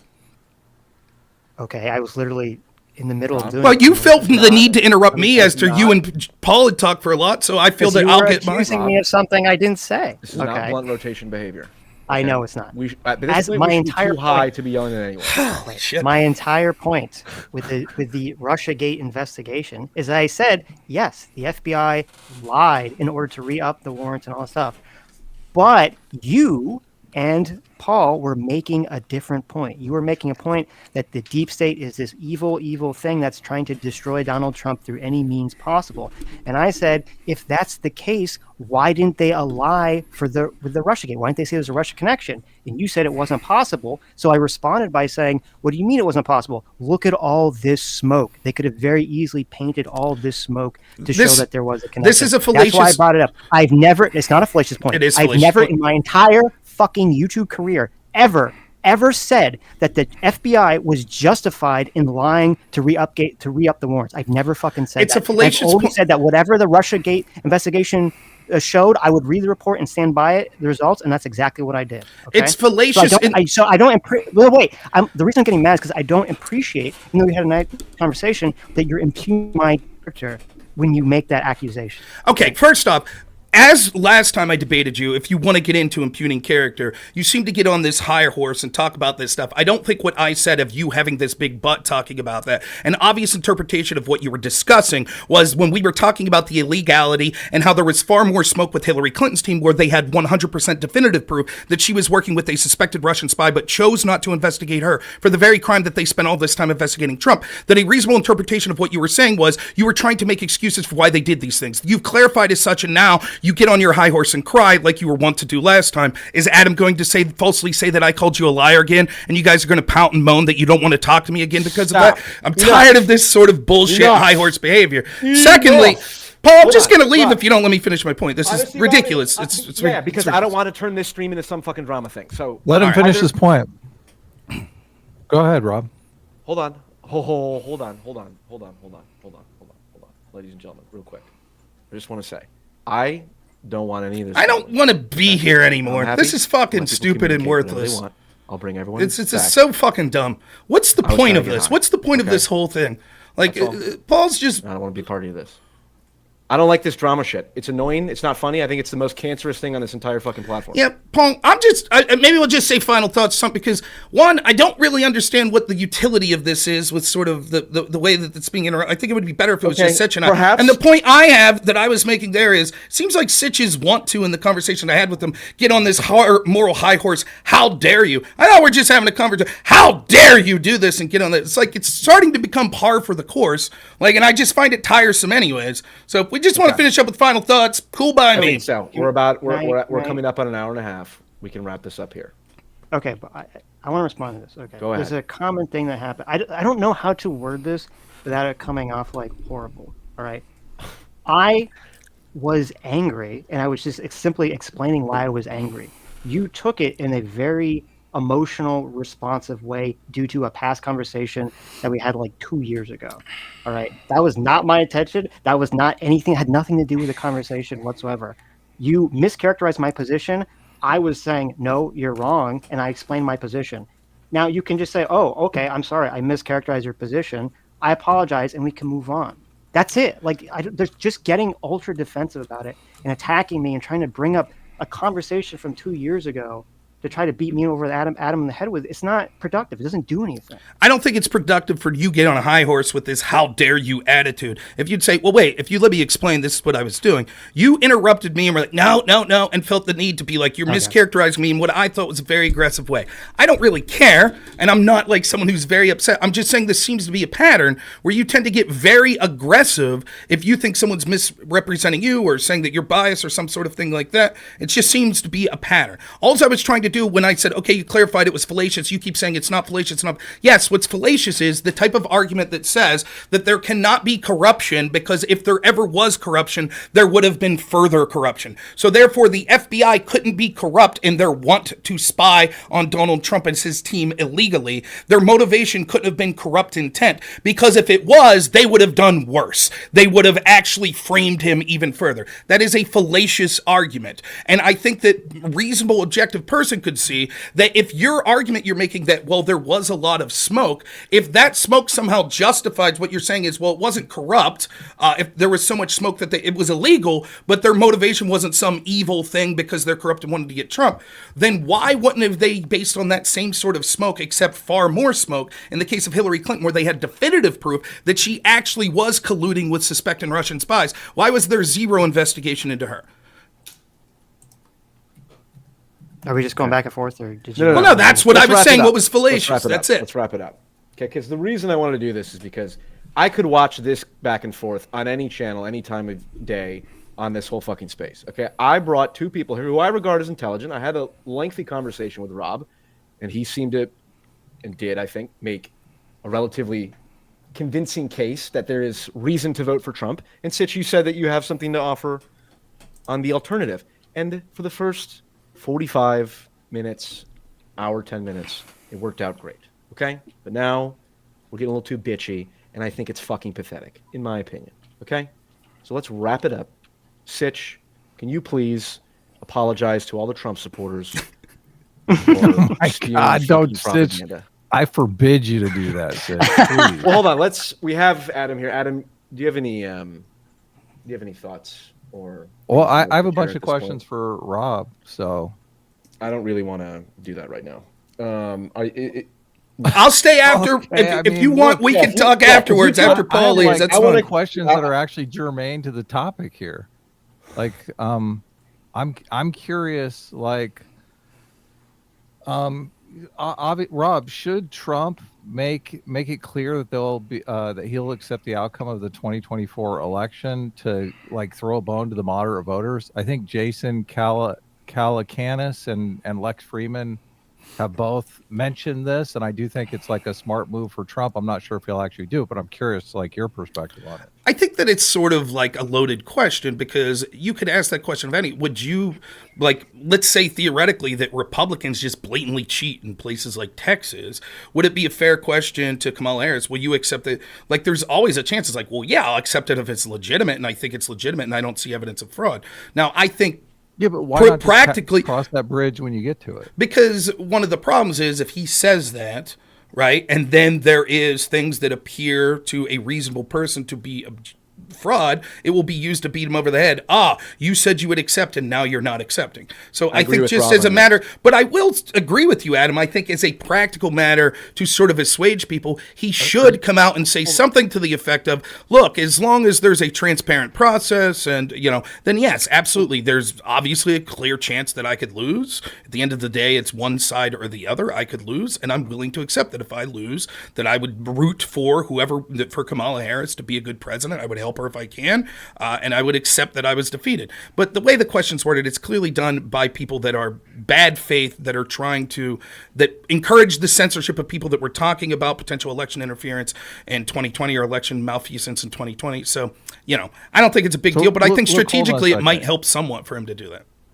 I agree with Rob, by the way. Hold on. Do you actually think that if there was proof that there was like widespread voter shenanigans and Trump had given a commitment to a peaceful transition of power, you think that the media would hold him to it, even if there was obvious cases of fraud that the media uncovered? Like they would say, okay, well, we just got to transition. The media would never report on the obvious cases. That's the truth. For one, the media isn't going to do a good job. They're clearly in the bag. Secondly, it would be used to prevent even an investigation into the potential fraud. That would be the case. So yeah, you're right. If there was 100% smoking gun, clear cut, they declare Kamala, and then all of a sudden a guy comes out with receipts that says, look, here's my voice chat with Kamala Harris saying stuff the ballot box, and that's what I did that night. Yeah, clearly in that scenario, I don't think Trump saying what you suggested would affect that. But what it would affect would be when he started to say, hey, my lawyers are looking into this. We think that observers were kicked out in in Pennsylvania. We think that there was fraud there. That's when there will be a full court media press to say, Trump promised he would have a peaceful transition, and now he's not.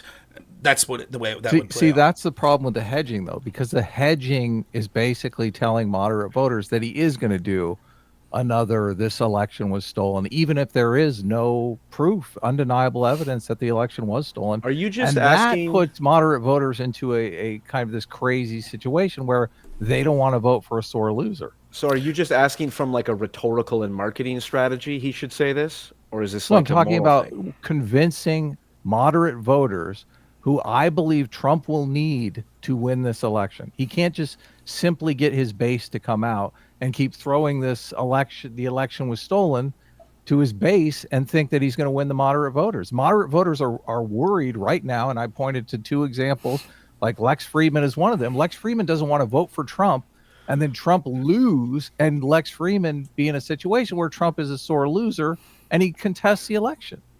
Okay, well, then here's the question. So then, Rob, how does Trump, if you're a moderate, you were defending gay marriage to Andrew Wilson, you're a moderate, what is your advice for the Trump campaign to appeal to the moderate voter? I think Trump screwed up for 2 to 3 years. I think that there are legitimate concerns about the security of our elections, but when Trump makes it about himself, that moderates like Adam are going to be turned off about that. Instead, Trump should have been saying, we have to make sure our elections are secure. What's happened has happened. We're moving forward because anything could happen, and a foreign state could interfere, a crooked politician could interfere, etc. So he could still talk about election security, but he shouldn't make it about himself. And I do think Adam's onto something that's true. I think it would behoove Trump to assuage the fears of moderates that look, I'm not just gonna, because I lose, be a sore loser. I would only do it if I think there are clear things that were questionable that need to be looked into. And so yes, I'll promise for a peaceful transition of power unless those sort of things occur. I don't think it's super egregious or a reason not to vote for him, but strategically I don't have a problem with Adam suggesting. I think that is something that he should probably say,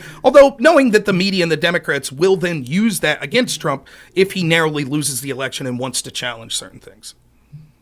I want to ask Adam, the three of you guys this question, which is, does Paul, Rob, and Adam, in that order, do you think that there's any version of the future where Trump loses that he doesn't say the election was stolen from him? No. Oh, no, he probably won't, but the problem is, Let me answer that in two ways, and both are going to be bad for Trump. The first, I would say no, but I understand why, because I think with sort of the interference for the intel agencies and otherwise, I think that's why the election was stolen in 2020, not because of ballot machines or whatever. So in that terminology, he could say it's a stolen election. But I think Trump will sincerely believes that he's more popular than he is, and so he'll think any loss is probably because he was cheated. So maybe if he lost 90% to 10%, but any scenario that's likely to come out, which I think we would all agree, it's going to be a close election. And I think given that, Trump's going to say, I got cheated. Adam? Yeah, I think he's going to say he got cheated. Yeah, of course. Yep. Well, that's why I'm voting for him. I think so he doesn't go off the rails, right? I think that's a good negotiation to deal with him. That could be a reason. But I think that's kind of the problem with sort of this intent, focusing on Trump's intent, is that everyone here seems to agree that there's no reality where he's going to actually believe he lost the election. But I mean, at some point though, and I understand a person that's turned off by that. Don't get me wrong. Like, I'm not trying to twist anyone's arm to saying you have to agree with me. But can you blame a person who's gone through the sort of incredible attacks that he suffered at the hands of all of these agencies underneath him, and what his supporters have gone after? I mean, at some point when you're attacked over and over and over again by these very institutions, you're going to say, I don't trust that they're all of a sudden going to play fair now. I have a question for Sitch and Adam, and maybe Rob, although I think I know what he's going to say. This is an important question. Do you want me to answer Rob's question, or do you want me to answer your question? What was Rob's question? Well, it was a point that, like, if he feels your question? He was saying that Trump has been so gaslit by everyone attacking him. That's not a question. That was a point. Okay. So here's my question. But look, weigh in on it. I mean, what? Well, the problem with that is that Trump isn't he's not an innocent actor in all this. He's done plenty of fucked up shit. He continues to do plenty of fucked up shit. So it's hard for me to sort of say, well, because people were mean to him and were dishonest to him, which the media was very dishonest to him. And yes, the FBI lied about re-upping the warrants. Yeah, and they tried to kill him. That doesn't justify, him, try to, skating free the first impeachment or trying to throw, the electors out or any of this other shit that he's done.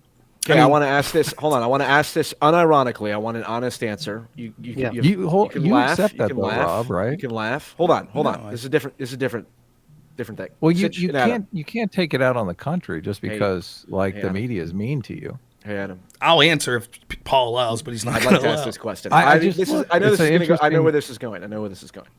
I want to ask Sitch and Adam. Not who. Do you think that the attempt on Trump's life was only a lone shooter, or was there more involved? If you had to guess. Oh my God. Seems like it was 5 a seconds shooter, for laugh. But I haven't looked.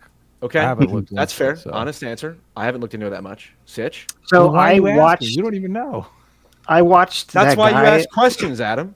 It's called just asking questions. He's just asking questions. I watched that guy. I forget his name. Who was on Brett Weinstein's podcast? He's like the one that's really been pushing the multiple shooter theory scenario thing, and his evidence to that seemed to be, in my opinion, retarded.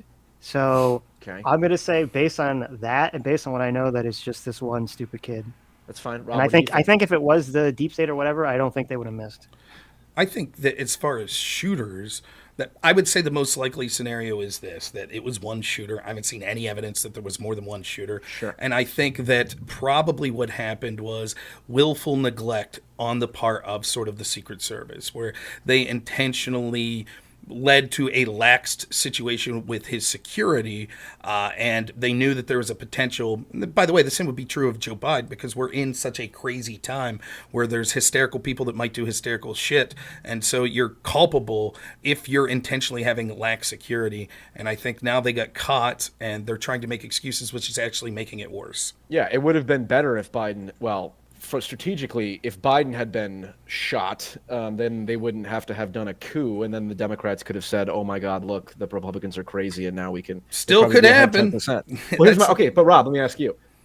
Fine, one shooter, but do you think that was there any other groups potentially talking to that kid or doing some communication with that kid? Well, it seems that I would say there's a good chance of that, because he had like Telegram channels that we don't have access to, but that could be anything. I mean, my God, that could be him just talking to LARPers on Call of Duty or something, like, yeah, take these shitheads out. So I don't have any proof that like he was talking to some deep state asset, but I mean, sure, I guess it's a potential, but I think that my conspiracy of this is not one where someone at the FBI or the CIA specifically told this kid, we want you to shoot Donald Trump. I think it was more of a laxed security at knowing that there was an environment where he could likely be shot. So I do put culpability on the Secret Service, but my gut feeling, and certainly I see no proof, isn't that he was in contact with people from the Secret Service or the Biden camp or anyone to do this. I don't see evidence of that.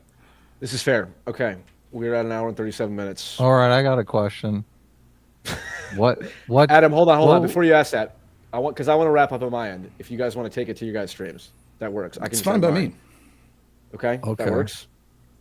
All right. Well, I mean, I kind of want to ask. Yeah, okay, that's fine. I can ask Sitch. Work. Okay. All right. I could go on you guys' stream afterwards and answer you guys questions. both That's still fun. streaming?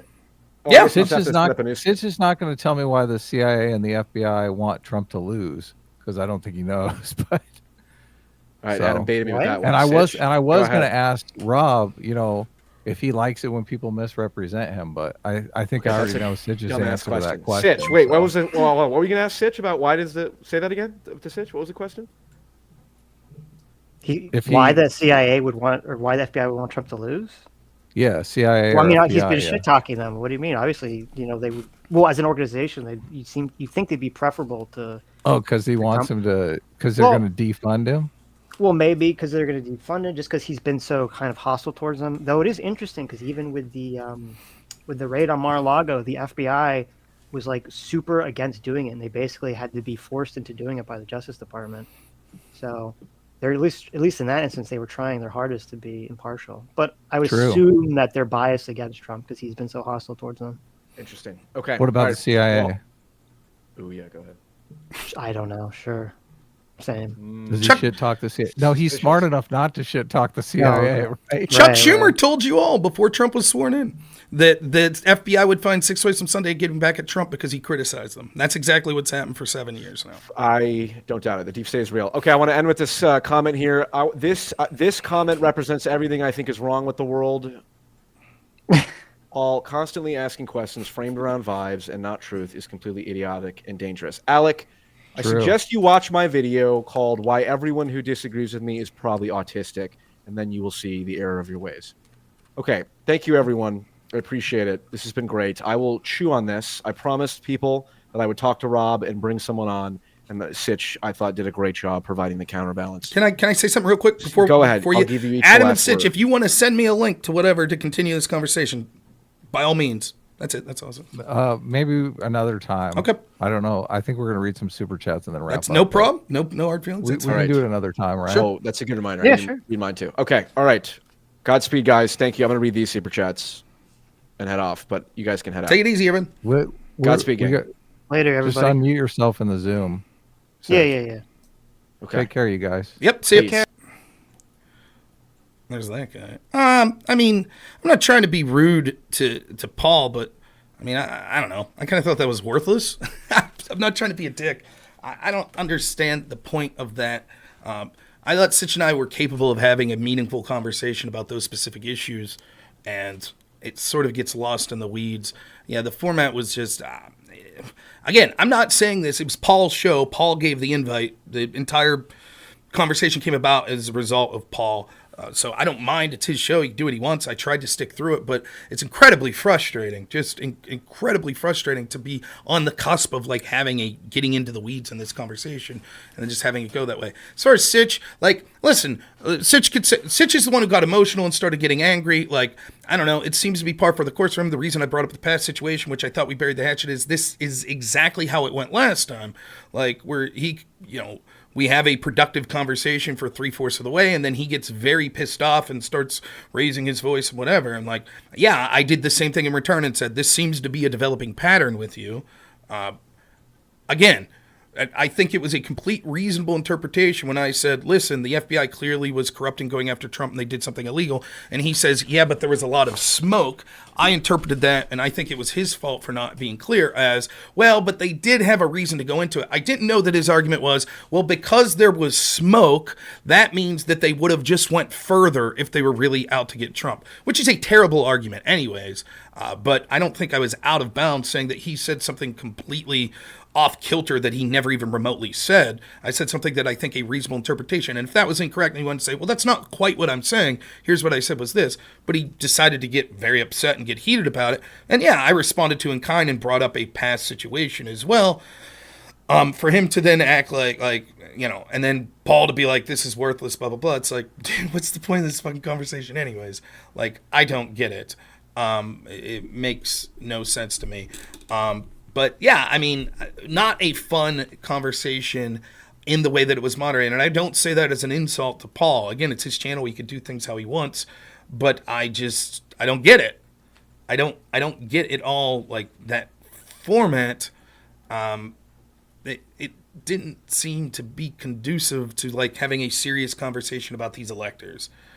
To me, that didn't seem to really be conducive to sort of an in-depth conversation.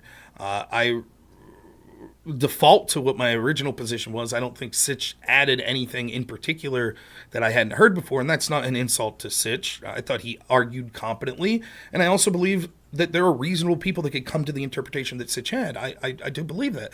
I myself am not the biggest fan of this alternate election theory. I just think that it was a legal theory. There are legal theories that are pushed all the time that I'm not the biggest fan of. I don't think that that's sort of the proverbial death sentence for it. You can never vote for this person ever again because they did this, particularly because it's a binary choice and we're weighing what the Democrats and what the establishment has done as far as anti-democratic or authoritarian measures versus what Trump suggested doing as a legal theory that didn't come to fruition.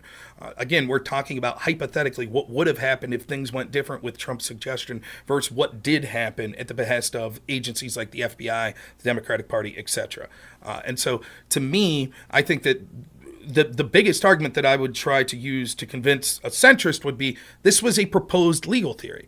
And when I talk about the Transition Integrity Project, and I talk about people like Don Lemon had talked about this before, the point that I'm trying to, and I talk about how they had to change the law afterwards, the point that I'm trying to make is these were potential legal theories. That's what was going on. And there were other people. So, Sitch's point of would the Democrats have actually done this? That's true. We can't definitively prove it. We know that they were gearing up to use as many legal challenges as possible. The Time magazine article showed us that a shadowy cabal was fortifying the election. We know that they wargamed out that this was a potential scenario. We don't know what would have happened had they narrowly lost. We saw what they were willing to do in 2016, which was to weaponize the FBI to illegally spy on Trump's team, 3 to 4 years of constant investigations leaking to the press to try to subvert him, anything that they could do possible. We've seen, as I talked, we didn't get into this in this debate, but organizations like the Atlantic Council that's paid for by our military, we saw them that were pushing for the active subversion of Trump and the censorship of him on places like social media. We saw how there was collaboration with the mainstream media in order to do these things to go after Trump, like CNN magically being outside Roger Stone's house as they raided him in the middle of the night. We saw all of that, so we know what they were willing to do from 2016 to 2020 that was incredibly scummy, and we know that they were planning to use as many legal challenges as possible and other things like paying for people to be on the streets, etc. So it is well within reason to think that they would have done things scummy or as similar to sort of alternate electors. The point that you bring up the Transition Integrity Project isn't just to show all the Democrats are scummy as well. It's to show that there were credible people that were saying that alternate electors were a viable legal strategy. The people that wargamed this scenario out, many prolific Democratic Party members or former officials, etc., and many prolific members of the media, they weren't saying this is a blatantly unconstitutional, illegal policy. They weren't saying that. They said these are viable legal strategies that we could employ. And so they clearly thought that the alternate electors were a viable legal strategy. It seems that the only holdup here is the electors possibly a legal strategy, says Sitch, but the actually asking Mike Pence to evaluate the alternate electors isn't. But that seems to be nonsensical. If you're allowed to push for alternate electors because it's your belief that those electors are legitimate because there were fraud in those states, why would you not be able to lobby the vice president to choose what you feel is the correct slate of electors? And if it turns out that the Supreme Court rules that Mike Pence doesn't have the authority to choose which slate is legitimate or not, so be it. But what is it about lobbying Mike Pence for the electors that you feel are the legitimate electors because there was fraud? What is it about that lobbying Pence that makes it uniquely bad? Now, we didn't get into it, but one of the things I wanted to talk about was sort of what occurred in the alternate electors scenario in Hawaii. And because of the way Sitch argued this, it didn't really apply, but it's something that I wanted to discuss because Destiny has said that actually he doesn't have a problem with the idea of alternate electors. It's the fact that they were fraudulent that was the problem. But the problem is, if you look into this Hawaii scenario, which I've talked to Destiny about, and he thinks that it doesn't apply whatsoever, it's actually very interesting because what it shows is, for a period of time, the Democrat electors in Hawaii were, by Destiny's own definition, fraudulent because the only official slate of electors is that's signed off by the governor. And when the elector slates were sent to the Senate and the House, the Democrats' elector slate were not signed off and therefore were fraudulent. And no one suggested prosecuting the Democrats for a potential coup. No one suggested it. At all. And yet, at that moment in time, those would have been fraudulent electors. They're later not considered fraudulent because after a recount that showed that the Democrats actually won Hawaii, the governor of Hawaii then changes his opinion and says, oh, now I will certify the pre-sent Democrat slate of electors. But until that certification, they were fraudulent. Everyone understood that this was a valid legal theory, that they had a time frame that they had to meet to send these electors in by, and so they were sending the alternate electors in the case that the recount went their way. Very similarly, that you would send an alternate slate of electors in the case that you think these legal challenges go your way. But we didn't really get to talk about that much because, it wasn't really the argument that Sitch was arguing for there. So, look, at the end of the day, I sympathize with Sitch's position that I would have been furious if I was not a Trump. Even as a Trump supporter, I wouldn't be happy if the election goes this way, that Trump loses. There's no definitive proof of fraud that we've seen that's adjudicated in courts. Mike Pence says, I'm going to take the alternate slate of electors. It gets pushed back to the House. The House says Trump's the president. I would understand the fury of the Democrats, and I would say, I don't think so. I don't think that would have happened. I think even Republicans in many of these states, as is evidenced by how many have came out and were upset about the potential alternate elector strategy in the first place, I think that they probably wouldn't have went that way. Instead, there would have been an immediate injunction by the Supreme Court, and they would have started to look at these things. But that would have had the effect that Trump's team was trying to employ, which was to have a delay so that state legislators could look within their own states of potential illegalities or fraud that could potentially have swung these states. If that time, under a time frame, they wouldn't have been able to do that, I believe the Supreme Court would have said, look, what's done is done, the election is over, Joe Biden's the president. If they were able to find evidence of fraud, great, then you just prevented a fraudulent election, and now Joe Biden wouldn't win because of fraud. But it was hard to sort of make that case. I didn't even really get an opening statement. It's just sort of the way Paul ran that. It was super awkward. And I would say the same of Sitch. Sitch doesn't get a chunk of time to sort of outline exactly what he's saying. So I think it's both kind of difficult for both Sitch and I. And so, you heard me say to Sitch and Adam, no problem. I would have went on their show right now. Let Adam ask me questions. No problem. One question I want to get to before we sort of wrap this up was Adam saying, do I like it when people misrepresent me? Now, I don't, Adam. That's fine. Right? But there's different types of misrepresenting. There is in the heat of an argument or a debate that's going back and forth, someone in a measured tone misrepresenting and then you responding actually, that's not what I was saying, as opposed to flipping out and yelling and, getting heated and run-on sentences and continue to interrupt me and yelling about how you're misrepresented, etc., getting on your high horse about it. But how about when Adam publicly said that I called Sitch a liar? Now, I've had since several people watch the original debate, 4-hour debate or so I had with Sitch and Adam, and I've had several people tell me they don't recall me calling Sitch a liar. I don't recall me calling Sitch a liar. So given that Adam has made that statement, yeah, I guess I'm not happy with that misrepresentation. Adam, any apologies forthcoming? I don't need it. I don't give a shit because I'm not a baby. The idea that Sitch kind of gets aggressive about this, and then when I get aggressive back and talk about a pattern, he's like, whoa, no need to get upset. What the fuck? What are you talking about? You're the person that got upset first. I simply brought up that this seems to be a pattern. It was the same thing last debate. You get upset near the end of the debate. I don't understand the utility of it. I'm merely reciprocating the energy that you've given me. That's it. That's all. But I don't give a shit. I would still talk to Sitch and Adam. I don't give a shit. I think that Sitch and I could have had a very productive conversation without Paul there, and it would have been absolutely fine. I think you could tell that even though I was frustrated as I was typing in the chat, I was trying to keep a positive mood, was jovial, joking around, etc. It's kind of I don't know. I'm just trying to look at it through the perspective of, well, my audience sort of is going to stick around both before and after and could hear sort of what my full position is. But I don't feel like I'm getting a good chance to say what my full position is to Sitch's audience or to Paul's audience because of the nature of how the framework for how this discussion's going. And again, I'm not saying that proves that Paul's a piece of garbage or anything like that. It's his show. He can do what he wants. But I was just regretting that. I was regretting the fact that it was like, oh, I'm not getting to say what I want. And I bet Sitch was as well. I bet there were many times Sitch was like, well, I'd like to delve deeper into this. And he was unable to do so. Yeah,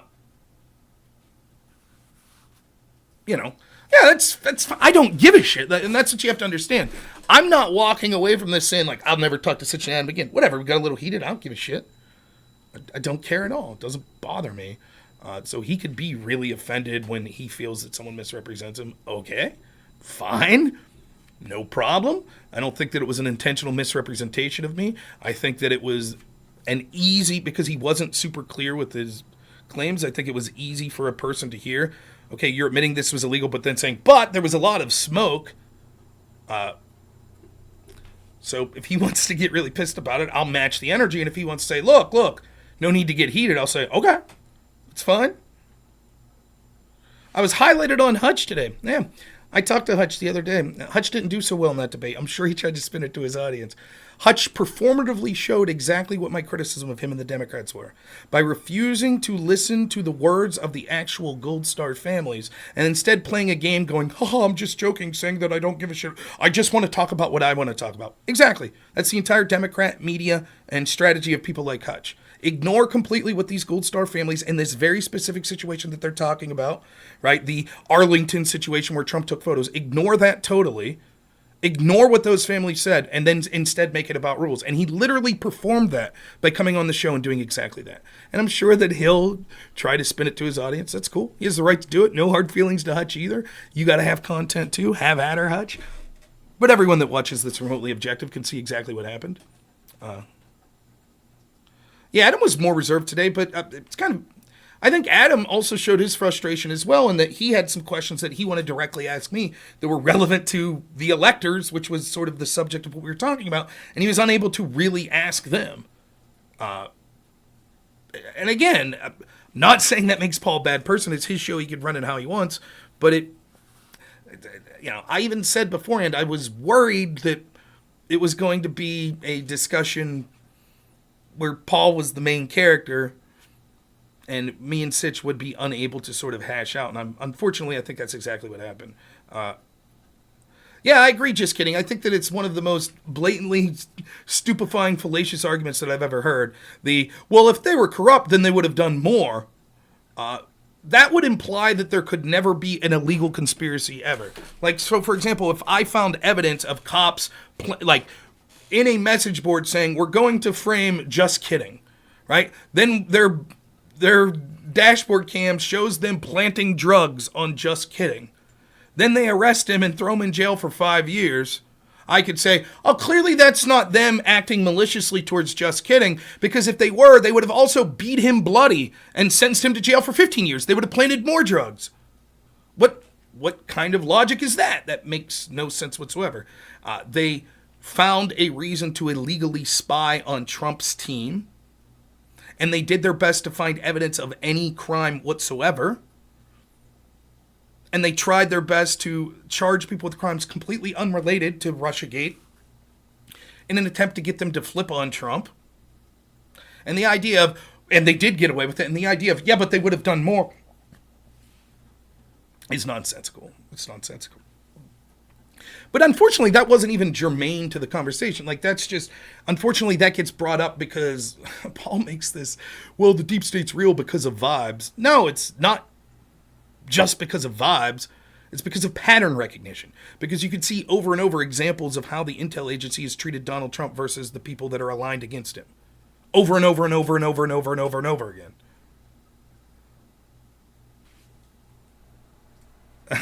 Wants me to rage. I don't know. Sometimes yes, sometimes no. But, again, despite getting chippy with Sitch there, I don't give a shit. I still talk to Sitch. I like talking to Sitch. I do. I don't think I was in the wrong to bring up that this seems to be a fucking pattern with him. That he gets super pissed off, starts getting super aggressive towards the end of the discussions with me. When was I going to have time to bring up the Atlantic Council? There's all sorts of things that could have been brought up, but it's, I don't know. It was near impossible to sort of talk about that. And again, the best case I could make to Jung or to Paul is as follows. This was a legal theory. It was a legal theory suggested by prominent Democrats before the election as something they may employ. It was a legal theory that was discussed by people like Van Jones. It was a legal theory, which is why they had to change the law afterwards. You might not like the legal theory. You might think it's scummy. Oh, and that's another thing I wanted to say. I have to rethink exactly what Sitch was saying to get his exact verbiage here. But it seemed to suggest when we said, given the hypothetical that Georgia actually proves that there was fraud that would have swung the state of Georgia, does that change your calculus? And he says, well, no, because it's sort of, I don't know how he said, he's sort of rules-based. Something to that effect. And I have to look at it seems interesting, right?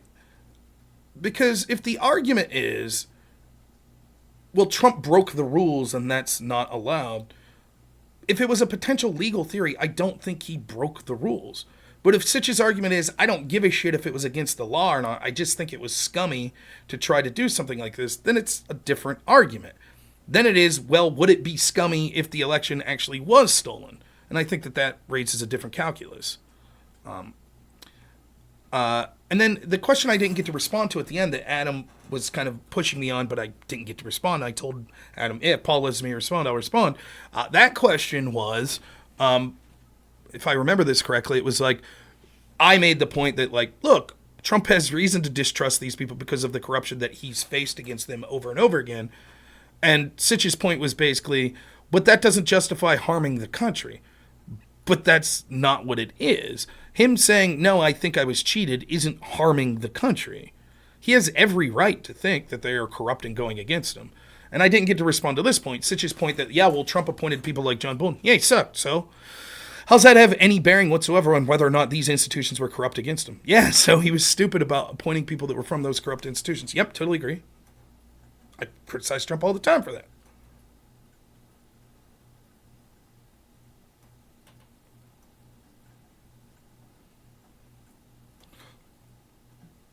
So, you know, I don't think that's responsive. Like the idea of like, well, if Trump really was against, if the deep state was really against Trump, so no corruption was found. It doesn't matter, right? Did Trump think corruption existed? If so, I would agree that I think that it is incredibly scummy and immoral. If Trump knew that he lost the election, sincerely knew it, and was like, I don't give a shit, that's bad. That's very bad. But I believe Trump sincerely thinks he lost the election. All evidence seems to point to that. I bet he still does.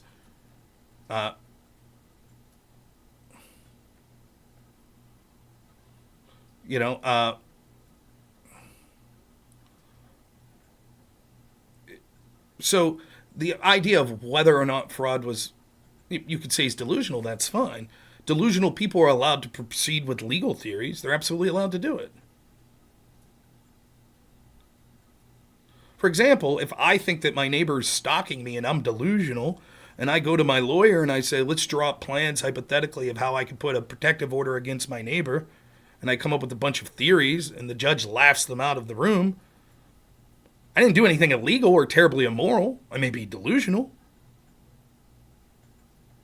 There wasn't zero evidence. There's plenty of evidence. For example, I gave an example of how the Superior Court in Pennsylvania actually ruled in favor that mail-in ballots were unconstitutional according to the PA Constitution. Of course, then, later that was overturned by a higher Supreme Court. Again, what will these people say if this Georgia case plays out in a different way? What if we actually see that, yeah, actually they lost 80,000 ballot images and they don't know where they came from? What will they say then? Then it'll just be, well, Trump didn't know about those things specifically, so it still doesn't matter.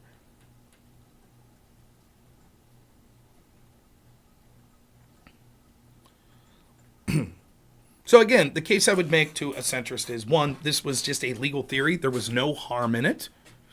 It didn't go the way Trump wanted. Trump transitioned to power peacefully. He did.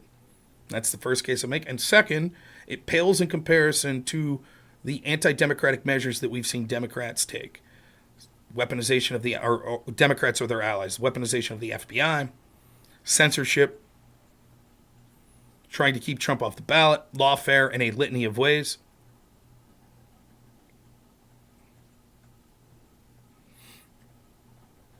pales in comparison. And when you factor in that the Democrats have to run on this, because despite what they'll try to gaslight you in believing, the Kamala Harris, Joe Biden administration's policies are terrible, and the American people don't like them.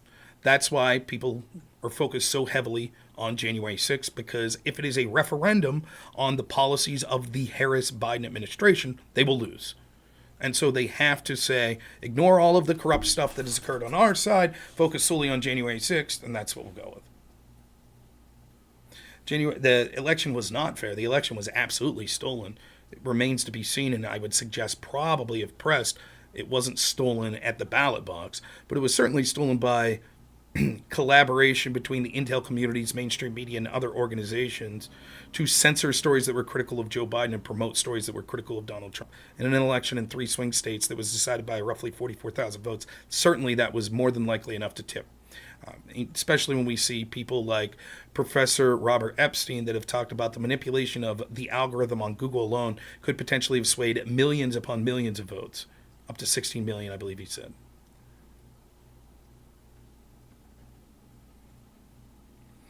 And that's not to even get into the Democrats' anti-democratic measure this time of gaslighting the American people about Joe Biden's mental health so that he was the default winner in a primary, and then forcing him out, which, have you noticed lately? Like, did you see that clip where Gavin Newsom's like, yeah, I'm supposed to say he withdrew voluntarily. And Nancy Pelosi on Bill Maher's show, like, yeah, I've got it. Like, they all know, they're all laughing. They're lying to you just like they lied about Joe Biden's mental health. Everybody knows that Joe Biden wanted to keep running and he was forced out. We all know it. So they lied to the American people about his mental health. Then they're lying to the American people about it being Joe Biden's decision voluntarily to step down. They know that, which means that they have installed in an anti-democratic way a candidate that no one voted for in their primary. It might be a legal thing to do since it's the party could do what they want, but it's still anti-democratic and immoral. And now they're trying to gaslight people that Kamala Harris is this great person and has these great policies, et cetera, as they're intentionally covering up from the fact that she's basically hiding from any adversarial positions whatsoever, adversarial conversations. So, all right, let's rate someone. So tomorrow I should be streaming. We'll see if Sitch and Adam reach out to me at some point in the future. I'd be happy to talk to them. I think it'd be more productive to sort of talk to them without Paul.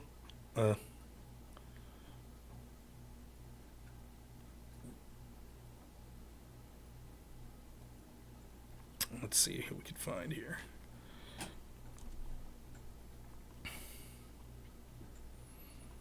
Nope. You're in a... Wrong.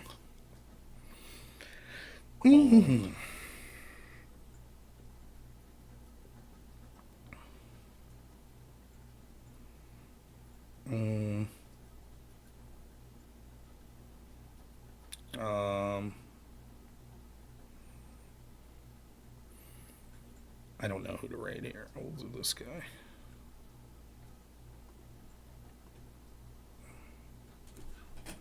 Yeah, there are problems like ballot signatures not having to match. Like I mentioned before, in Pennsylvania, they were supposed to keep separate piles of ballots for alleged court challenges that would come out, and they mixed them all together so that even then, if there was a ruling that signatures that didn't match were considered not eligible for voting, we wouldn't know how many there were in the first place because they didn't do what the court ordered and keep them in separate piles.